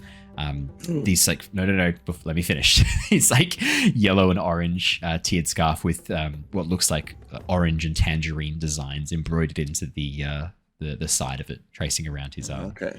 Not like a yellow handkerchief scarf, like a proper. Don't scarf take any to keep out chances. cold. Get him. Get him. Push him off the side. As you approach, you watch as Lishi gives you a nod and goes, "Ted, I wasn't expecting you. I thought we were meeting with Seon here." Seon headed down. I suggested that I would help you guys bring it down, or just bring it down for you, if you guys did not want to. As soon as you say that, you watch as the man, reaches in, pulls out a scroll, hands it to you, and just walks off immediately. He watches Lishi kind of like a bit stunned, looks around and goes like, "Oh, right, okay. Well, I still was planning to head down with Master Seon just to keep an eye on him. He is my teacher after all. I want to make sure he's safe and he's not as young as he used to be. If you are happy to accompany me, I would appreciate the company. I thought we would be... Oh, okay. Yep, no, he's gone. Yeah, I'll come down. It's not really that we need help carrying things. We did not find very much. Unfortunately, there was not a lot more information that Seon requested, but we did find a few more things of interest. A few more references to Avatar Sing Pei and this project of hers. Investigations into the spirit wilds and the spirits who remained behind after their banishment. Yeah, I'm happy to help you out anyway. Should take them down? Done. Well, let's go. With that, 2 of you take off and begin opening your kites, airbending down. Ted, the kites, it's all right, but you can feel the balance difference. You can feel the handling. You're going to need to spend a bit of time with this ASAP. Try and get this a bit more suitable, because at the moment, this makeshift kite is not doing the job you need it to do. Let me rephrase. It is doing the job, but it's not. Yeah, it's not. I might have to. You're right. I might have to. Or someone else can. Or someone else can. Back down on the beach, Keeko and Tilla. A few moments after Lilly departs from the group, Lilly and Kyu make their way out. A few moments later, Kyoshi and Sayan make their way to the top of the dunes. You're introduced to Master Sayan. He introduces himself as an airbending master and one of Ted's teachers. Polite, but not asking too many questions of you guys at the moment. More complimentary of the boat, asking how you all are, if you're okay. Unless there's anything specific you wanted to talk to Sayan about, I'll skip ahead to when Jedd and Lilly make their way back down from the bluff. Keeko, you've still got some fish beer. You don't want to try and... No, that's holding resin. Do it on the avatar. Do it on the avatar. No more fish beer. Nah, it's gone now. Fair enough. Jedd and Lilly, as you make your way back down the bluff, Jedd, you can see Kyoshi and... Well, I mean, you don't make a cross, mate. This is Buddhism. I'm not sure what hand sign you would do, but there'd be something... I got kicked out of that one. There'd be something for luck. Oh, yeah, true. Time for some Shintoism, then. I think you're going to find a tree and, like, pray to the spirit of the tree. Please help me. Please! As you make your way down the side of the bluff, you can see Kyoshi chatting with the rest of the group. Sayan's there as well. Seems to be a pretty chill conversation.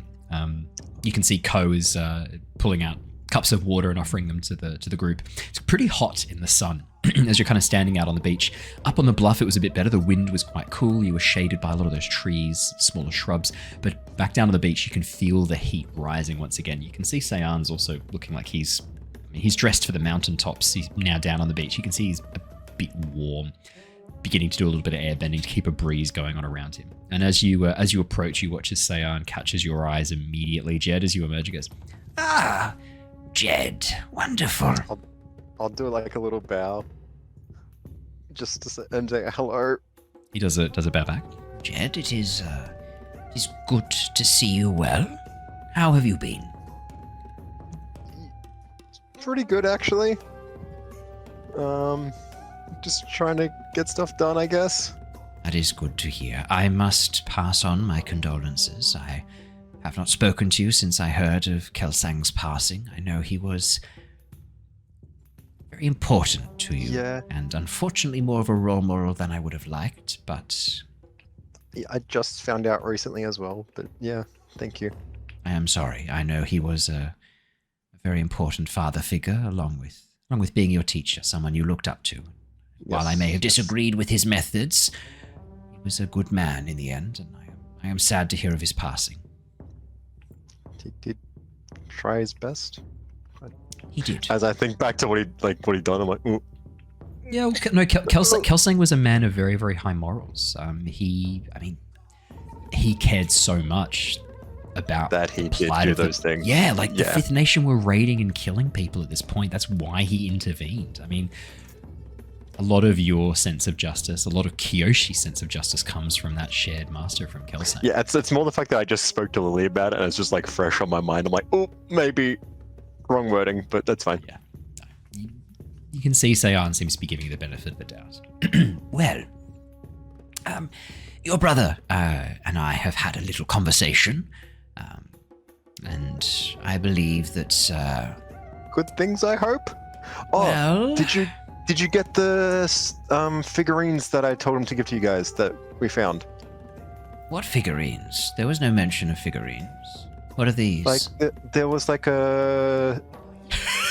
watching Archie have a mental breakdown during these sessions. There was like a porcelain air bison and like some other figures that we found. Porcelain air bison?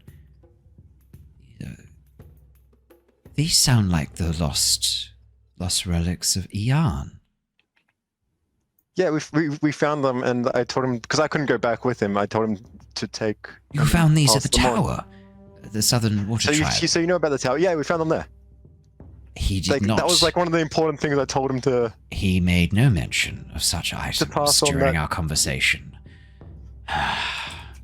This is one of the things I was concerned about. He is distracted as of late, unfocused. Well, thank you for telling me about them. I will need to speak with him when he arrives back here. He should be joining us shortly, hopefully. He told me he gave them to someone. I don't know where they went then. I swear he gave them away. Oh.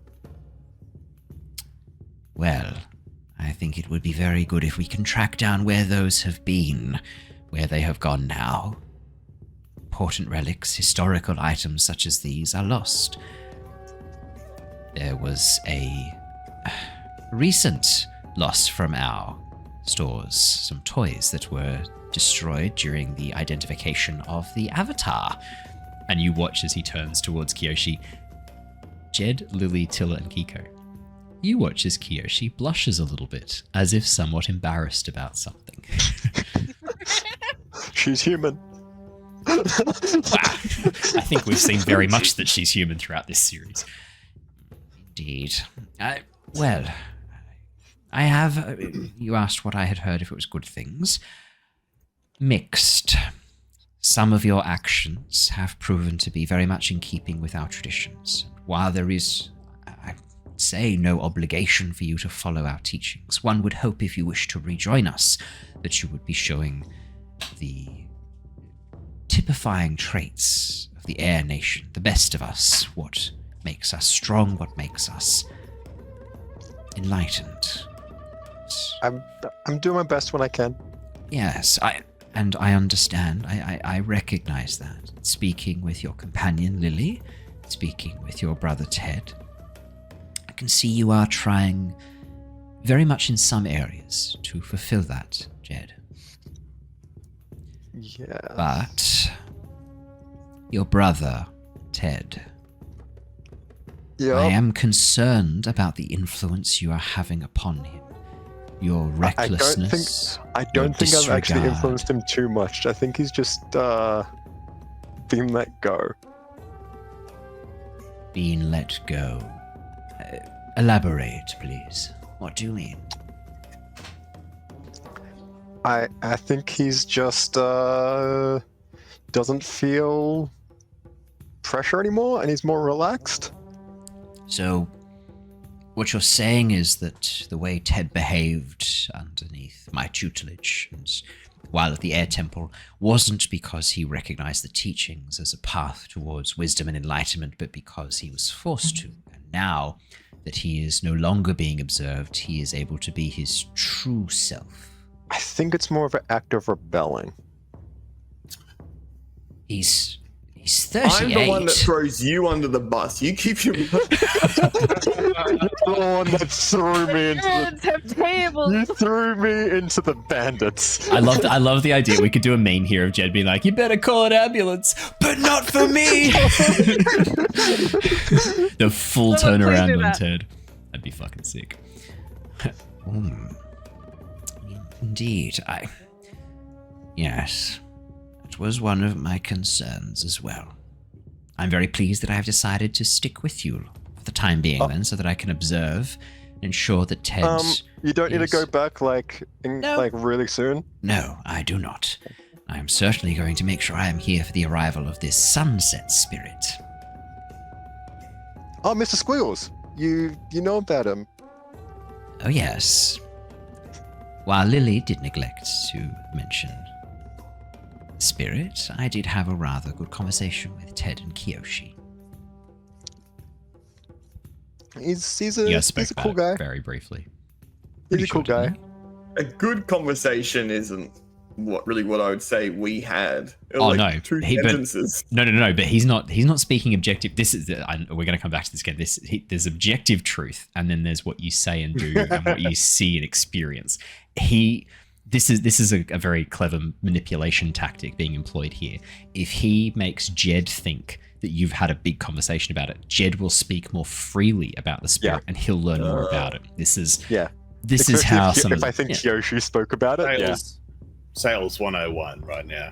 I'm just doing manipulation 101. But yeah, so I told you, same thing, right? Yeah, same thing. Yeah, same. Are you an airbender? Me, personally. Yes. You're really good at gaslighting. Yes. Yeah, I am. Yeah. You don't know any of this, Andrew. Sorry. Jedd doesn't know any of this. You know what I'm doing, but Jedd has no idea. I picked it up straight away. I was like, "Yep, cool." Well, we had a good conversation about it, and obviously I spoke with Avatar Kyoshi somewhat more briefly, but I would love to know your perspective, Jedd, why don't we go for a little walk? Maybe find some shade. Okay. You and I can have a little chat. You can take me through what you have experienced, what you have seen. That doesn't sound too bad. Yeah. I'm not a scary man, Jedd, am I? No. I don't feel No. like I'm a scary No. man. So you would tell me if I was intimidating or scary, wouldn't you? Yes, obviously. Good. No, Airbender's known for being scary. That's exactly. Let's go for a walk. Well, Avatar, thank you very much for accompanying me. I will be back shortly. Kyu, it's lovely to meet you as well. Yara, Ko, Tilla, Lilly. I have a quick look at Lilly, like what the go is. She already told you up on the bluff, mate. If you don't remember, you're fucked. No, like, can I make things worse? Like, because she didn't pick Wait. up on like Jedd's conversation, Ted's conversation. Yeah, I didn't eavesdrop. Yeah, like I want to know, like I didn't tell you anything about that. is this corrected, Ted? Like, I was let's worried stall you were this? looking at Lilly to ask for a bomb to put in his mouth just then. It's Like, I I've told got you a about weak my jaw. conversation and Kyoshi's conversation, but I didn't know about Ted's yeah. conversation. That's why I was like, sort of like, does that ring a bell? But yeah, okay, cool. I'm just gonna do it. I just want to point out, my favorite part of this is it would have been much harder for him to take Jedd away to have this one-on-one conversation if Ted had been there. What I'm saying is, Archie, you're fucked. Through and rather impressively through your own decision making, I've not had to do anything. just have you make decisions. You're welcome. Thank you. The more rope I give you, the longer your noose is. It's excellent. Thank you very much for that. If it's too long, I won't hang myself.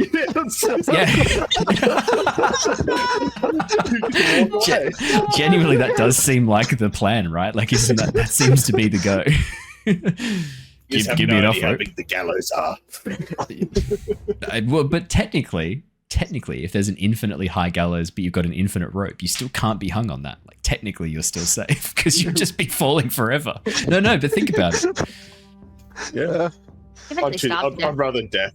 I'd rather death at that point. Yeah. That's it.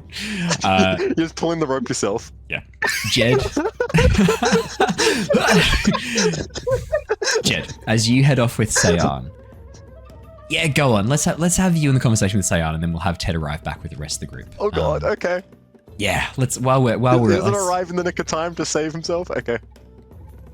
As you walk off with Sayan, for a moment looks around. When you're far enough away from the rest of the group that he knows eavesdropping is going to be a bit more difficult. So, this tower that you came across, the South Pole, tell me a bit about that. What happened there? So, first of all, we came across this old tent that housed a since passed air nomad buried in the ice. Oh dear. Yeah. We found as I pull out the back set like this was with him, and there was like a book, and like I pull out the scroll that has the map. Goodness me, look at this. Ted never mentioned this. It's fine. And then I hand to him. So then I pull it out. And I'm like, so there was this dot. There's these two dots that were like covered up. Yeah. So I'd sort of tried to persuade the group to go to this one, like as I point to and that's where the tower was. Right. So this monk that you found, the one who had been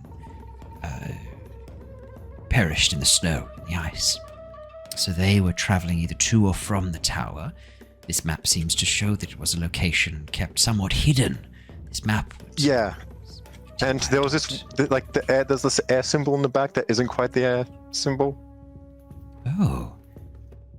You know, there were rumors of a group of sages amongst the air nomads, those who embraced our teachings and had an idea of how best to follow our lessons.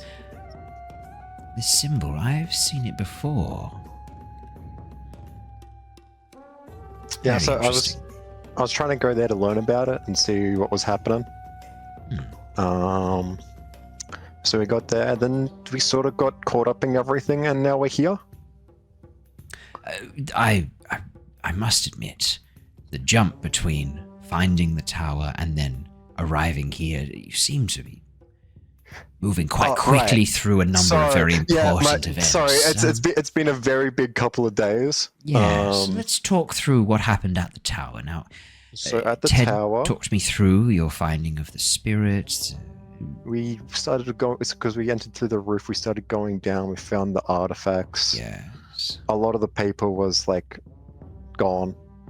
Well, water and snow and ice and melting It was snow. very hot in there, yeah. It was very hot in there. Oh, okay, well, maybe I have the report that we found back at the air temple. The sunset spirit did speak of a burning fire, maybe.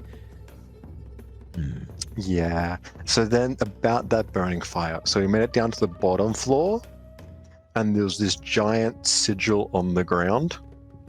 Would you be able to draw this if you... I think we have it drawn somewhere. Oh, good. Okay. Wonderful. I think. I don't... This is quite impressive, Jedd, I must say. You are... Then, but the sigil was cracked because the chandelier fell. Right, and broke it. Chandelier, that's not a very typical airbender, air nomad. I think it was just for decorate. I don't know. I can't. Metal? Yeah, it was right. I assume because it cracked the wooden floor. Yeah, metal. Curious. Okay. Then there was the heat was emanating from underneath that, so we found a way down. And there was this big glass tank. Glass. Curious. Yeah. Then you know how like that fire spirit? Yeah, that's the fire spirit. He was in there. Yes. He said he would kill us all if we just left. So he that was a big threatened to kill you. Yeah. So half of our group went above. This is concerning. When I spoke to Ted, he seemed to indicate this spirit was somewhat cordial, somewhat friendly, I think he offering was, a boon or a... We're not sure. Like, he said he would also give us a boon if we freed him and if, like, stuff like that. Then we talked to him a bit more as the rest sort of went upstairs to try to seal up the sigil again. So your first attempt was to try and maintain we tried to contain him, yep. I sort of came up like with a contingency plan to try to get everyone else to go out and then like see what would happen. Right. If I didn't free him. But so I'm not sure what happened. But the sigil broke. I might have been just the fact that the wood was so old and damaged that more pressure broke it. So in your attempts to try and reseal, you fear that might have... Yeah, because it was going to break anyway. Ted, was he with you during this time? No. You're not there, Archie. No. I can see you shaking your head. I'm just saying no to myself. He wasn't down with me. He didn't come. Can't see that. He didn't join us. Andrew can. More importantly, I knew. He wasn't down. He didn't join us going down, and he wasn't down with us as I was still below. Right. Okay. And then when this spirit escaped the seal, I mean, from our records, it's been there for a long time. The seal was made of wood, you said? I'm surprised the wood had survived that long at all. I think it was only damaged where the crack was. Everything else was fine, just that. Right, so maybe the sigil provided some protection. Yeah, no idea. That's the gist of things. But we talked to him before he got released, and like we sort of hashed out some general things of like, hey, it's been a while. The people that you hate aren't alive anymore. So he seemed to calm down after that bit. So we're all good. And he just wanted to be a free boy. Mr. Squiggles. I would caution you trivializing a spirit such as this. What we've found so far in the records would indicate this is a rather powerful spirit, one that sits between the light and the dark. which means it is capable of good and evil. I would be very cautious with such a being. Did Ted bring up the fact that he stopped time? No, he did not. That is rather important. When you say he stopped time, talk me through, what did you see? What did you experience? Everlasting sunset? That is concerning. Okay. But it was nice. It was a very nice sunset. Oh, well, Like, it was very beautiful and, like, scenic, so probably worst things to be everlasting.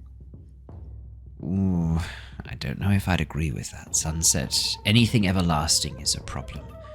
It's the change, the cycle that we need. That is the essence of airbending. Change, movement, and freedom. That is To true. be locked into one form or one state is against everything we stand for, Jedd. But he was chill, and he sort of understood, and he's just sort of doing his job. Spirits have job. Like, he's just doing his thing of sunsetting. Indeed. Okay. Anything else you need to tell me? Anything you want to talk through? Anything that you think might, and let's be honest here, perhaps sway me into lifting your banishment? That temple isn't there anymore, unfortunately. I would have said that if it was, but it went up in a big pile of ash as he Ted sort of Ted burst mentioned out of the with ground. the spirit's ascension. It's a rather explosive fire around it. Yeah, it was kind of unfortunate. Would have liked to study that more, but that's okay. Now, the other dot, I think, is the temple, but we're not too sure because the map changed. Like, it's not a very good map because it's very old and stuff. Would you be willing to hand this to me so that I may... Oh, yeah, it's yours. Thank you, Jedd. That is very generous. We will take it back and make sure it is preserved and copied to keep it safe. Keep this knowledge from being lost. It's at this moment, Jedd, you see two orange figures swooping down from above. No, one orange figure, one grey figure swooping down from above as Ted and Lishi arrive. It's Member. Land on the beach. Not again, he jumped me last time. This time I'm ready. You're not getting away this time, Joker. As he lands on top of Sayad and starts beating him in the face. Joker, where is she? What else happened? Beating Member. The Avatar defeated, like, Glass. Oh, I've gone over what happened there. I think We we've helped got a handle on that. her. Old hat. You know, nothing. Nomad wise, not much. The spirit is kind of chill. He's asking for something, like a favor. Yeah, it's a favor, not a wish. Why would he ask for a wish? It's a favor. Yes. Like Asking for a favor. like it's that he can do for us. Indeed. But like we've sort of like don't really want to do anything with it. Wise. Very wise. Oh, except yesterday, me and Sid had an idea. What idea? I don't remember an idea. I think for some reason does want to get a galleon. Keeko had a good I don't know what that is. Indeed. Well, let's rejoin the others now that I can see Ted has returned. I have kept you away for some time. I apologize. Let me bring you back to the others and we can talk through our next moves. Excuse me. That Batman voice took more out of me than I thought. Thank you, Sarah. I think I do a good Batman as well. I'll do a fairly good Joker as well, but I'm scared to do it now that my throat's still recovering from fucking Batman. Thank you very much. As you, I do a fairly good Golem as well when the situation requires. Can we hear that? Could you hear Golem? No, can we hear Golem now? Can we get that? I can. Joking, okay, yeah, don't do yeah. that to yourself. No, I will. Let's fucking go. Let's that kill hurts ourselves. normally. It hurts so much. No, go on. Look, let's give the stream what they want. We want it. We need it. Our precious. That's That good. was actually That's so good. good. What the fuck? Yeah, that's a. Someone click that. What's it doing? Boiling nice cheese chips. looks like he's right here. 'Cause Very, very well done. wish to catch a fish so juicy sweet. I love it. Let's go. that is so good. Thank you. That's so good. I think I must have practiced it a lot at some point in my life, but I don't remember. I must have at some Your point. missus just comes home, you're just cooking, and you're like, Yeah. every time I come in, she's cooking. I'm like, What's it doing? she's like, just like, fuck Like, again. there's a fish in the hand, like, Yeah. Look, see what Smeagol found? So I just spit up a raw rabbit onto the bench. I'm just putting in some like Brussels sprouts in dinner. It ruins it. No, it ruins it. how many derails can we have in one session? 4. Man, Hey, everyone. as soon as the first derail And you is get a done, it's derail, and every you game. get a derail, and you get a derail. Yeah, there's no rules after the first derail. That's fair. It's just we may as well go for it. Yeah, that's it. We have Um, done a few sessions without a single derail though, and those have done. Oh, well. we're catching up. Okay. Yeah. We have to meet the Make them quota. up. Yeah. That's it. While Jedd is off speaking with Master Sayan, Lilly, Keeko, Tilla. What are you doing? I don't know. I haven't done a hell of a lot this session, I'm gonna be honest. I've kind of just been here. We've just been vibing so far here. Like, Yeah. I'm up there doing some rigging, all that sort of stuff like that. Magic codes to a bit of pieces. You know, Tilla, like we got the nails and the boards out. Just teamwork all around right now. Literally just planning a future as a rich person. I tell you what you see. I'll tell you what you see. Tilla, as you're sort of there doing the final checks on the boat, making sure it's in good condition, you watch as Yara walks up, has a bit of a look around, runs a hand over the woodwork, turns towards you, gives you a bit of a smile and nod, and goes, "Can I just say, this is some really nice work. You've done this before. I thought you were from the desert. How do you know how to make a boat?" Oh, it's not that different from a. Oh, what's it called? A sand. Sand skimmer. Sand skimmer. I was going to say Sand sailor. sand skipper, and I was like, it's not a skipper. That's the person who like pilots it. yeah. That's your brother, Tiller and Skipper. Yeah. This is nice work. This is good. Thanks. One of the first things you gotta learn, how to make a decent sand skimmer. Right. So you got these. But sorry. There's no water in the desert, is there? I've never been to the Seawong Desert. I don't know much about it. Forgive my ignorance, but like, why would you need a boat there? It's to go across sand. Shut up. You have sand boats? Oh yeah, we're not gonna walk in the desert. Are you kidding me? Well, I mean, like, I always That's thought tiring. that. Yeah, now that I'm like reflecting on that, I always kind of assumed that, and that now seems really stupid. Why would you? Yeah, right. Okay. Like, why walk when you can ride? Yeah, no, I'm with you. I don't know. In my mind, I never really thought about it. I'm going to be honest. Like, I've not really had much like experience with deserts. Like, let's be honest. The most sand I see, and she looks down and kicks a bit of the beach. Just kicks the sand under their fingers.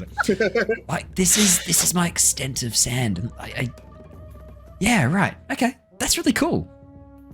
Yeah. So you know how like you have like your oceans, which is just entirely water, for like ages and ages and ages, and you don't see anything. Yeah, no, I've seen the ocean. Yeah, it's Same true. thing, but just make it all sand.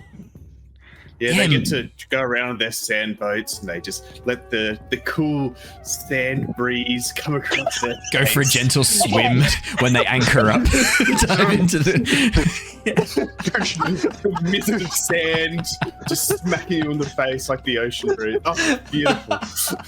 lovely. When you've had enough cactus juice, though, that's what happens, right? Like, you dive off the boat to the sand, you're like swimming through the sand. In your mind, it's this gorgeous paradise. In real life, you're just like. You're trying to like swim through the desert. Yeah. Get back up. Yeah. Instead of sharks, yeah. Welcome to Arrakis. Yeah. Ah! You like step out onto the boat. Yeah, right. Okay. Cool. Yeah, that's. I mean, look. Are you guys heading back there? I mean, I wouldn't mind checking out the desert at some point. Yeah, I think Maybe. after we head back to the fuck, what's it called? The south. The Southern Where Water they're from. Tribe. So yes, Wolf Cove. If you ever, Wolf Cove Wolf area, Cove, that's yeah. it. If you ever get stuck, remember that it's the Water Tribe, but in the south. You're good to go. There's only 2 options, as far as you're aware. You guys don't know about the swamp benders. You're the swamp benders in the Misty Swamp. You don't know about them swamp benders. And they're super cool Jamaicans. Cletus. Oh yeah, that's true. Oh, And yeah. we added the Jamaicans for our island beach of water. episodes. Yeah. Yeah. You guys haven't had a beach episode. I mean, unless we It's all water. had a beach arc. Let me clarify that. There's a too. beach. We have had a beach episode. It has located on a beach, but it's not been a beach episode. You haven't had like emotional growth as you learn more about yourselves and your friends. Brandon had a beach episode. Yeah, I had a beach episode. That was great. Him and I Co. was passed out on the beach. I emotionally talked to him. He might have been passed out. Yeah. I'm just. He's listening. No, that's really cool. I mean, I wouldn't mind that. And like, I've been thinking, right? And like, tell me if I'm being crazy here, but you're a sheriff, deputy, sheriff, deputy. We're bounty hunters. Same thing, right? If this all goes to shit when we get to, it's the same thing. If this all goes to shit when we get to the Southern Water Tribe and none of this works out, I'm thinking we set up some sort of like, underneath the avatar, of course, but like maybe like a criminal hunting group. Like, I've talked to Ko. He seems really keen. To be honest, I think he's just gonna go wherever Keeko goes. To be frank, he's a bit like a puppy. Kiyu, I mean, apparently didn't she insult the water chief when she was there and like get really cross and storm out? Yeah, so like I'm pretty sure. Yeah, Kiyu's banished for sure. Like she's fucked. So like she'll be up for it. I mean, and I've got no real ties to the Southern Water Tribe. I mean, I got my family, but they're so annoying. So like, I don't really care. So I'm thinking maybe we come and join you lot at like Yokoya. I mean, I don't want to like bother Kyoshi with this, but like, do you think if we like floated the idea, or maybe like, would you be up for like floating the idea around Kyoshi, asking like, hey Yara, and please do it more naturally than I'm about to do it here, because I'm please don't sound like me, but like, hey Yara, we're heading back to Yokoya. Do you guys want to come? Is this a weird thing to ask? This feels a bit of a weird thing to ask, doesn't it? I mean, I don't know. I don't think it's weird because like you're just trying to give yourself options in worst case scenario, which also sounds like the most probable scenario. Well, I'm just thinking Kiyu's too proud. Kiyu's too proud to ask. Kiyu's like, you got to keep in mind, right? She's always been this like really independent. It's really like doing stuff on her own. We got to get her. We got to get her back. Like, you got to give her an option. You got to kind of encourage her in, right? Like, I'm thinking this is a good way to get Kiyu to agree. Ko sorted, right? Like, Ko's gonna fuck. We know he's just gonna fuck like Keeko. I'm happy to do Ko's just gonna go wherever like Keeko is. Yeah. But like, I'm thinking like to get Kiyu on board, we'll have to kind of like force her into it. And if I do it, she's gonna know immediately what I'm up to. Because I tried to bring it up with her, and she kind of was like, yeah, like she was interested, but then, you know, she's a proud woman. She's not gonna just like ask. You know what they're like. You gotta be kind of like, gotta finagle them in. I don't know what the technical term is, but I'm going with that. Finagle works. Coax. You gotta coax her in. Yeah. She's like an otter penguin. You can't just grab it and go for a ride. You gotta coax him on. I don't know what an otter penguin is, but okay.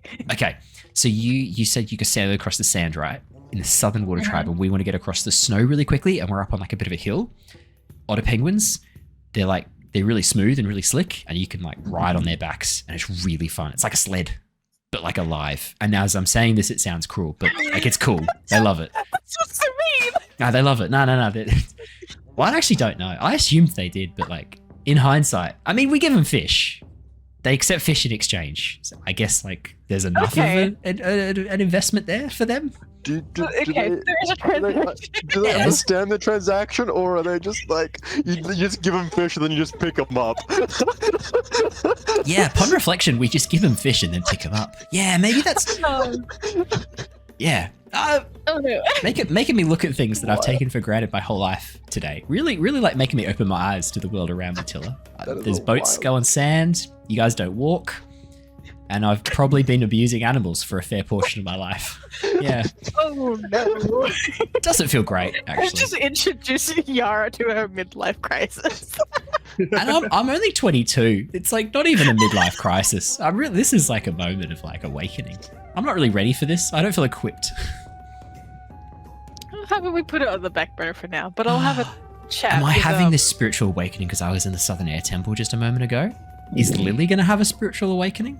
That would be very interesting. It's called I money. don't think the world could handle her having a spiritual awakening. No, but like, wouldn't that mean that she's like, I was going to say like, tuned into like the empathy of things around her, but like maybe that's not really a thing. Have you met her? Yeah, we spent a bit of Everything time, which exploded. is fun. But I also would like, I'd be very scared if I was between her and something she wanted. Yeah. Sorry, I just saw Bree have like a silent laugh. Brilliant. Yep. I just saw her nodding, being like, yeah. And I'd be, or like something she'd find amusing. I'd be like, wouldn't want to really be in a position that like gets in the way of that. Again, no. Recommend probably not. But yeah, I'll have a chat with Kyo at some point and float the idea. I've got one other question. I noticed you were catching up with Sonak before. How's he doing? Because like he spent a lot of time with those pirates, and like I'm not trying to say that he's been brainwashed by them, but has he been brainwashed by them? Is he like, what's going on? Is he a no, sleeper agent? I've heard about them. They sound pretty bad. He's awake now, but like you can't be sure. Definitely not a sleeper agent. He's doing about as best as he could be after being a captive and treated poorly for the better part of how many months? It's been at least a year or two that he's been. Okay, yeah. I mean, he's been. So Keeko was with the Fifth Nation for a couple of years before their sort of dissolution at the hands of Kyoshi when the fleet was shattered. It's been 2 or 3 years since that. So like, you're not sure at what point they turned on him fully, but it's like it's been a while. Yeah. He's doing all right considering possibly the last 12 months of his life, maybe even longer. I think he just needs a bit of time to just adjust and get back into the swing of, I don't want to say normal, because I don't think anything we ever do is normal, but just existing without fear of death every 2 seconds. Yeah, no, I think that sounds pretty reasonable when you put it like that, and I have to agree. I feel like my life was fairly normal for a chunk of it. I mean, I guess being like a bounty hunter at like age 17, 18 as an apprentice to Kyu, that's not that normal. But like definitely in the last week since I met you lot and since we sort of have started doing this shit, my metric for what I thought was normal has really skewed. I think now I'm going to spend the rest of my life and it's going to be so fucking boring by comparison. I think you've turned me into some sort of like spirit chasing adrenaline junkie. It happens. Preach. Yeah, like, I mean, shit, Marco, where'd you come from? Did you? I mean, that fucking like. Let's talk about the tower for a second. I don't think I've fully like processed the fact that I haven't like even fully processed that. wait, that went up in like that was a pillar of flame. Like, what the hell? What if we hadn't gotten out in time? We almost burned to death. I don't think I've really sat down and thought about that, but like, yeah, that's a bit to take in, I guess. I've never really come close to burning to death in my life. Before this was my first time. And I don't know if I'd describe it as gentle. Oh yeah, definitely not. I don't think I've ever had that. Which is saying something given you're from the desert. Surely you could have burned to death multiple times in the desert. Maybe not from like fire, but like the sun. Not burning to death. Right. More like just extreme dehydration and then insanity. Yeah, which I feel like is worse. That tracks. Yeah. Okay. Well, if you think Sonok's doing all right, well, I mean, like, comparatively. It's like, don't know about that one, Chief. And I was like, you sure? If Sonok's doing all right comparatively, like, yeah, that's good to hear. I'm pleased. I'll maybe have a chat with him. He and I were like not really friends at any point. Not like him and Keeko. Like I don't really know him that well, but maybe I'll go say hi. Like check in on him. I've been like, it sounds really bad, but like when you like know someone really vaguely and then you don't really know how well you know them, and so you kind of like stay on the periphery because like you don't want to walk in and they're like, oh hey, and they've remembered all this shit about you and you've forgotten it. You know what I mean? Like you're looking like you don't know what I mean, and now I'm like, oh, you do know what I mean, or you don't. I'm gonna say, is it bad if I just say that I do and I don't really? Good chat. She turns and walks away. Cool. Just turns and walks off. While that is happening, Keeko, what you doing, buddy? Yeah, we're gonna actually have a chat with like Sonok. So while he's like doing things in the boat, just checking in for a bit. Like now it's a bit of a quiet moment, and be like, "Hey, man, how you keeping?" Hey, Keeko. Yeah, no, I'm good. It's nice to be doing something helpful. Just checking the rigging, making sure we're ready to go. The way that the Tilla's lined up is a bit weird, though. I'm not sure. Like it's all like above the waterline. Tilla not used to stuff. That Tilla. Got you. Sorry. Yeah, obviously Tilla, the person, is above the waterline. But like, I'm thinking more like the part that steers the ship. A lot of the rigging that she's lined up, it's like along the side of the ship. She does know that like the boat can be underwater, right? The bottom of it at least, and like most of this stuff. Yeah, I think like the boats she's used to, you probably notice it's equipped for sand. So I'm pretty sure if we try to scoot this thing on the beach, it'd go great. Yeah, but, I'm with you. No, fair enough. Yeah, I start working with him and grab some ropes and just start working. Let me just lower this and just start pushing the Tilla down a little bit so it can actually like go on the water. Because is that like the rudder, the Tilla? So the rudder's at the very back, and then you've got these like sections of rope that come back towards the steering wheel to allow you to steer it. This isn't one that's steered at the back with a direct pole. This is kind of rigged up a little bit so you can stand a bit further forward on the raft. Perfect. Yeah. I mean, you could. I mean, if you wanted to just switch it into the more traditional, sort of single pole Tilla, you absolutely could. That, if anything, that might even be easier to have someone at the very back of the ship focusing on steering. You could easily just take apart some of that rigging, make the ship a little bit less complicated. That's not a problem. You could do that if you like. The first amphibious vehicle. Oh my god, we made a submarine again. Yeah, let's do that. I like it sort of sitting in the back. Less complexity going on here for the boat.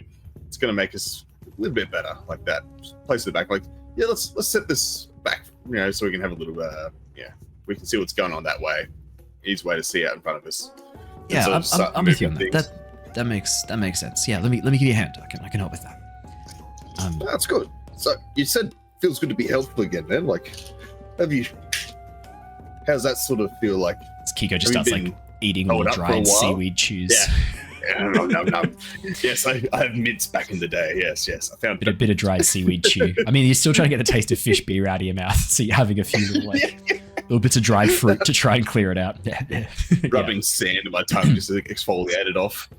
That's less exfoliation, more sandpaper. But sure, yeah. Sure, why not?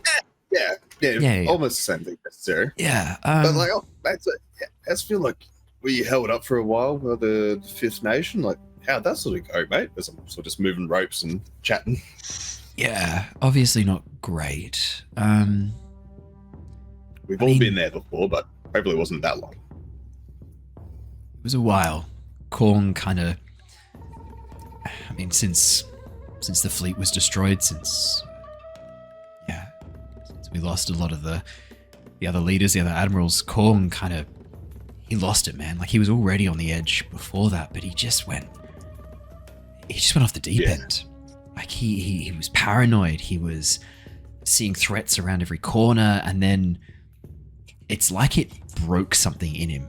And one day he went from this paranoia to this calm, but it was like this scary calm, you know? Like, I don't know how to describe it, but like whatever marbles he had were gone that day, and he just was so cruel, so capable of unimaginable stuff. It was really scary. It was scary stuff. And I mean, things kind of fell apart when I made a dumb mistake. You know how we agreed that we would never talk about who we were at the Southern Water Tribe? We would keep that secret. We were just members of the Fifth Nation now. Yeah. You mentioned it, didn't you? I let it slip that I might have a connection inside the palace. Inside the chief's inner circle. Like, I was keeping it vague. I was trying my best to because like, you got to understand, like, the fear on this boat. Like, Kong had us feeling like if we couldn't contribute, if we weren't doing things, if we weren't giving him leads to chase down, if we weren't giving him treasure, like if we weren't giving him stuff to do, we were scared that he was going to turn on us. So like, there was this pressure to kind of like give him things to do, like direct him, right? Like just point him in another direction that's not us and the crew. Because like, he would get bored and he would hurt his own crew. So I let slip that I might have connections inside the palace and inside the chief's hut, that I might know some locations. I was getting desperate. I'd run out of directions to point him. And one of the crew recognized me. It was the final piece of the puzzle. They'd seen me before up at the longhouse, and that was it. They told him who I was, and he immediately decided I must have been a spy from the start. No. He needed to make an example of me. He was scary, man. It was really scary. That sucks. Yeah, it was rough. Yeah, I mean, it was probably good you weren't there. He would have killed you. He killed the other crew member, the one who revealed who I was. He decided that maybe it was all like a play, that like maybe we'd planned this and that we'd told him at this time. Like, he killed him. Like, and like, the guy ratted me out. Fuck him. But he didn't deserve that. Yeah, fuck him. Yeah, fuck him. But he didn't deserve that. Yeah. He didn't deserve that. No one does. No one deserves death, especially by a psychopath. I'm glad he got what he was coming to him. Cool, not him. Yeah, cool. Yeah. Yeah. It's pretty crazy stuff, man. He was always on edge, but to go that far and become an actual psychopath. Yeah. That's what he turned into. Yeah, and like, I'm just really, like, for a while, it's gonna sound bad, and I'm really sorry, but like, for a while, I was really angry at myself for choosing his crew, for sticking with his crew when I could have bailed out. There were a couple of opportunities I had to get off his crew, and I didn't take them. I was scared of what he'd do to me. I didn't realize that if I just left, the worst he could have done is maybe hurt me a little bit once off, maybe yell at me. Then I would have been gone. And for a while, and I'm really sorry, Keeko, I was really cross with you. You got away. That's understandable. I'm sorry. It's not fair. You tried to tell me, you tried to get me to come, and I said no. And I was really cross with myself.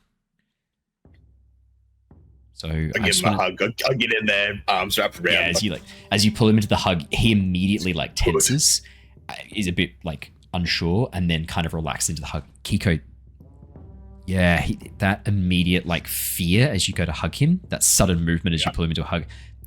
For a moment he was scared, just for a moment. He's on edge. Then relax into the hug.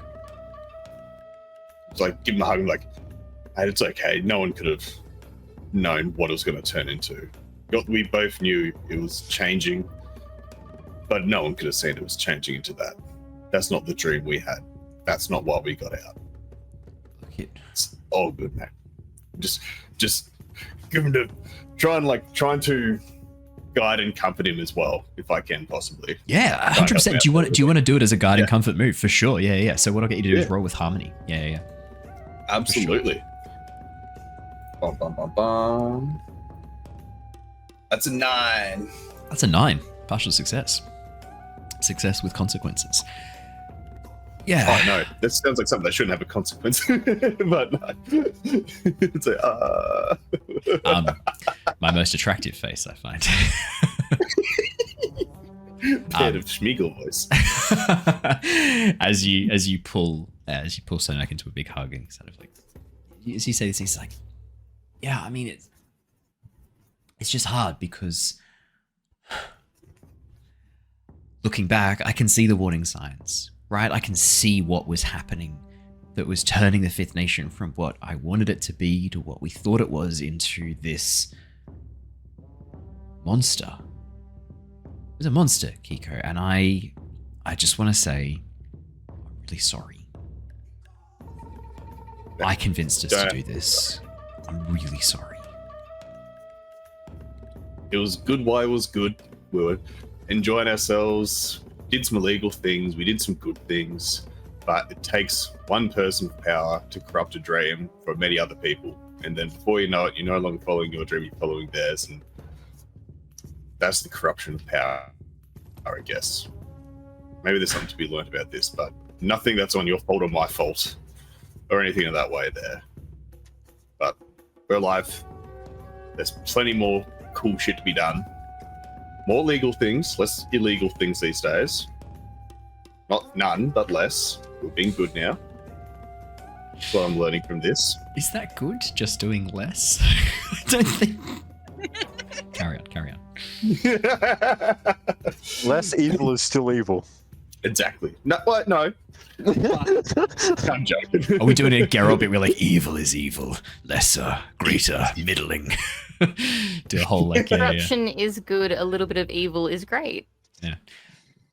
Yeah. Can I just Keeko? Things be good. When the fuck did you get like wise? When did this happen? What? Well, it was about the time I was in the water. Yeah. Sorry, hang on. It was about the time you were in the water. Yeah, and I was thinking to myself, and then I forgot what I thought. There's something to be learned about that. I couldn't tell you, to be honest. I might have spoken a bit too soon. These things come and go. This is 1 minute, and next minute I'm back to Keeko. Great, because I gotta say I was really weirded out. This is not the Keeko I remember. This is much better. I feel much more comfortable around this. Like what you're saying now feels so much more what I'm used to. Like confusing sentences that just sort of flow into another. I'm really pleased that I was just worried for a second that you'd like grown up without me, but thank God you haven't. No, don't worry. No, we're still going to be drinking some fish beer, and I'm pretty sure I've seen Jedd steal the cherry plum wine when I was a bit tipsy. Oh no, they've got fish beer. They've got fish beer here. Hang on, whoa, where'd you see this? No, had fish beer. You drank all of the. I breathe on him. Oh God. Yeah, that's the good shit. That's the good shit. Yeah, right. Good shit's debatable. Actually, I think there was still a keg of it left. There's a bottle. Yeah, there's still a bottle of it left back in the camp, I'm pretty sure. Yeah, that's if you still want to went to go and raid a whole bunch of stuff from there though, so you're not sure if she found it, what she would do with it. Keep it to herself. Filthy hobbiters. Stupid fat Keeko. we could go back and get some fish beer and just keep for later. Man, this place we can't. Oh no, I hate this stuff. It's foul. It's just I haven't had it in ages, and I was reminiscing over how great it used to be, and then you breathed on me, and I remembered how fucked it is. So no, I'm good, thanks. I'm fine. Honestly, that's. I was kind of hoping you were going to say that, but I was just thinking like maybe something that you love, and I just don't get it. I drank it because I thought it was cool, but like, yeah, it's not. It's foul. It's not cool. No. You can pick up no bitches when you've been having fish beer. There's nothing you can do with that. Negative Riz is what I've heard other people call it. Negative Riz. What is happening? I need to stop. Oh my goodness. What is this? What is this conversation that's happening in the chat here? I hate that Keeko it's wise plummeted. 60% of the time it works every time. 2 minutes ago, the wine did it. What is this conversation? We were talking about you're when he reading got out. wine. You're reading our chat. I was like really confused. Don't read our chat. God, Yeah. that's for our eyes only. Definitely reading Yeah, your I chat. found out that the grenade's also called potato masher, so if that's the name you'll think Hey, of as well. there you go. Perfect. Well, I think Yeah, Claymore, totally. No great. Yeah, I don't know where I got that from. I don't remember where I don't know. Can I get a team point as well? Can you what? Sorry. Can I get a team point as well for the guiding comfort? I thought you said Yes. a team wipe. Yes. Yes. Yeah, that is No. new campaign. Can I get a team wipe? A team wipe, No, no, as in no, no, everyone no. dies and we start again. One team wipe, please. Thanos snaps. Half the team wipes. I am inevitable. Yeah, so I think what we'll do there is we'll wrap up tonight. No great cliffhanger. I know I normally like to leave us on a bit of a spoopy cliffhanger, but the cliffhanger here is that the party is finally back together after being split up for like 6 am I back? episodes. As you arrive back, Ted, landing on the beach. As I land, Yeah, can yeah, everyone just picture in their head, because Yep. we can't play it because it's copyright, but the John Cena entrance song. Which is the John Cena entrance song. Dun, dun, dun, dun. Okay. Sure, you guys can. Your characters don't, but your character, but you, As the he's players, can gliding picture that, on sure. like a shitty glider. That's Yeah, not, yeah, like, shaking a bit as he comes in for a landing, stumbles a bit as he lands. Yeah. Do you, as he's coming into land, Jedd, do you just do a quick air blast to knock him off his kite, right as he's about to land? No. The master's here. I can't. Oh, Yeah, fair. okay. You're trying to make a good impression. Okay, cool. Yeah. Oh, suck off. Yeah, little kiss ass. As you land back with the rest of the group, Ted, you can see Keo emerging back from that sort of sunken in section, sunken into the mountainside. Lilly checking in on the others, Tilla up on the deck, and then Keeko and Sonak having just had a conversation with the boat ready, with it now heading into the late afternoon. You've got a bit of a choice ahead of you. You know that Sayan's not really going anywhere for the time being, which means Lishi is also stuck with you for the moment. Sayan's definitely with you until the spirit arrives. How much longer depends on what Ted and Jedd do to prove themselves as either needing an airbending master to keep an eye on them or not needing an airbending master to keep an eye on them. So we'll see how that plays out. In terms of direction, this is a good thing for you guys to kind of think about. Obviously, sunset is when you will next see the sunset spirit. If you wanted to make your way towards the southern water tribe, Keeko, you know that's about a 2-day journey from here. So you would be seeing the sunset spirit out on the water as you travel. If you wanted to head to the Akoya Peninsula, that's probably about a 4 or 5 day journey from here. So it's up to you where you want to go next. You've got the bounties. You've also still got Crake tied up now in the hold of the ship, gagged again. It's like lying under the ship, hogtied, just lying there waiting for you guys to make a decision on where you're headed. It's up to you guys where you want to head next. But I think we'll leave. That guy. Yeah, poor Crake. Poor Crake. I think that's where we'll wrap up for today. And we'll come back next week and we'll see where the madness takes us next. So thank you so much for joining us, everybody. I hope you've enjoyed this episode of The Legacy of Kyoshi. We will be back next Tuesday for more Avatar Legends. On Wednesday, tomorrow night, we've got our Return of the Giants homebrew D&D adventure. And then on Monday nights, obviously, we've got our Curse of Strahd campaign, our horror Dungeons & Dragons campaign. If you have power. If I have, well, yeah, that's Monday, probably surely. Monday, surely. I mean, it's only a Category 2 cyclone, the first one that's hit our shores in 60 years. How bad can it be? Now that Well, I've jinxed us, and it's going to be fucking awful, Fine. I won't see you on Monday. 130 kilometer-hour winds and 150 mils of rain on Friday. I think it's That's no, I think it's nothing. 500 mils per day, Brandon. It's a lot of. It's water. gone up. It's significantly more. Yeah. It was saying on like bomb like 100 up to like 130 mils of rain. or No. something. 500 mils of rain per day dropped by the cyclone, they think, on the southern part of that weather system. And the winds, I think it's up to 190 kilometers for a Cat 2. Yeah. Okay. So It's pretty fine, bad. guys. We'll see you next Tuesday. We'll see you next year. No, so we'll be back. We'll be back for those. If you're watching on Twitch, don't go anywhere. We're going to go and raid a lovely friend of the show tonight. That is Corsair's Cove. It's always Corsair's Cove. I have no idea what game they're playing though. Monster Prom. Maybe. Okay, let's see if there's any other D&D. Stick to D&D or TTRPGs. Let's see if there's anyone else that we want to raid while I'm doing that. Oh yeah, you go. A new channel that's just starting a new Session 1 in the beginning, Dungeons and Dipshits. Dipshits. That sounds like exactly our That people. sounds familiar. I'm going to call it now. They're Australian. Let's go and raid them. I would imagine so. Yeah, let's go and raid them. For those of you who are watching on YouTube or listening to the podcast, you know what to do. You know the drill by now. Any level of engagement, whether it be a like, comment, subscribe, heart, a review, a question, whatever it is, really, really helps us out. In this instance, imagine the algorithm as like the brain cell that Ted and Jedd share. And we've really got to nail it down and fucking make it work for us by using the likes, comments, subscribes, things like that to force it to do what we need it to do, much like we do with the brain cell. So now that we're that underway, thank you so much, everybody. Stay safe, stay well. We will see you all again very, very soon. But until then, farewell for now.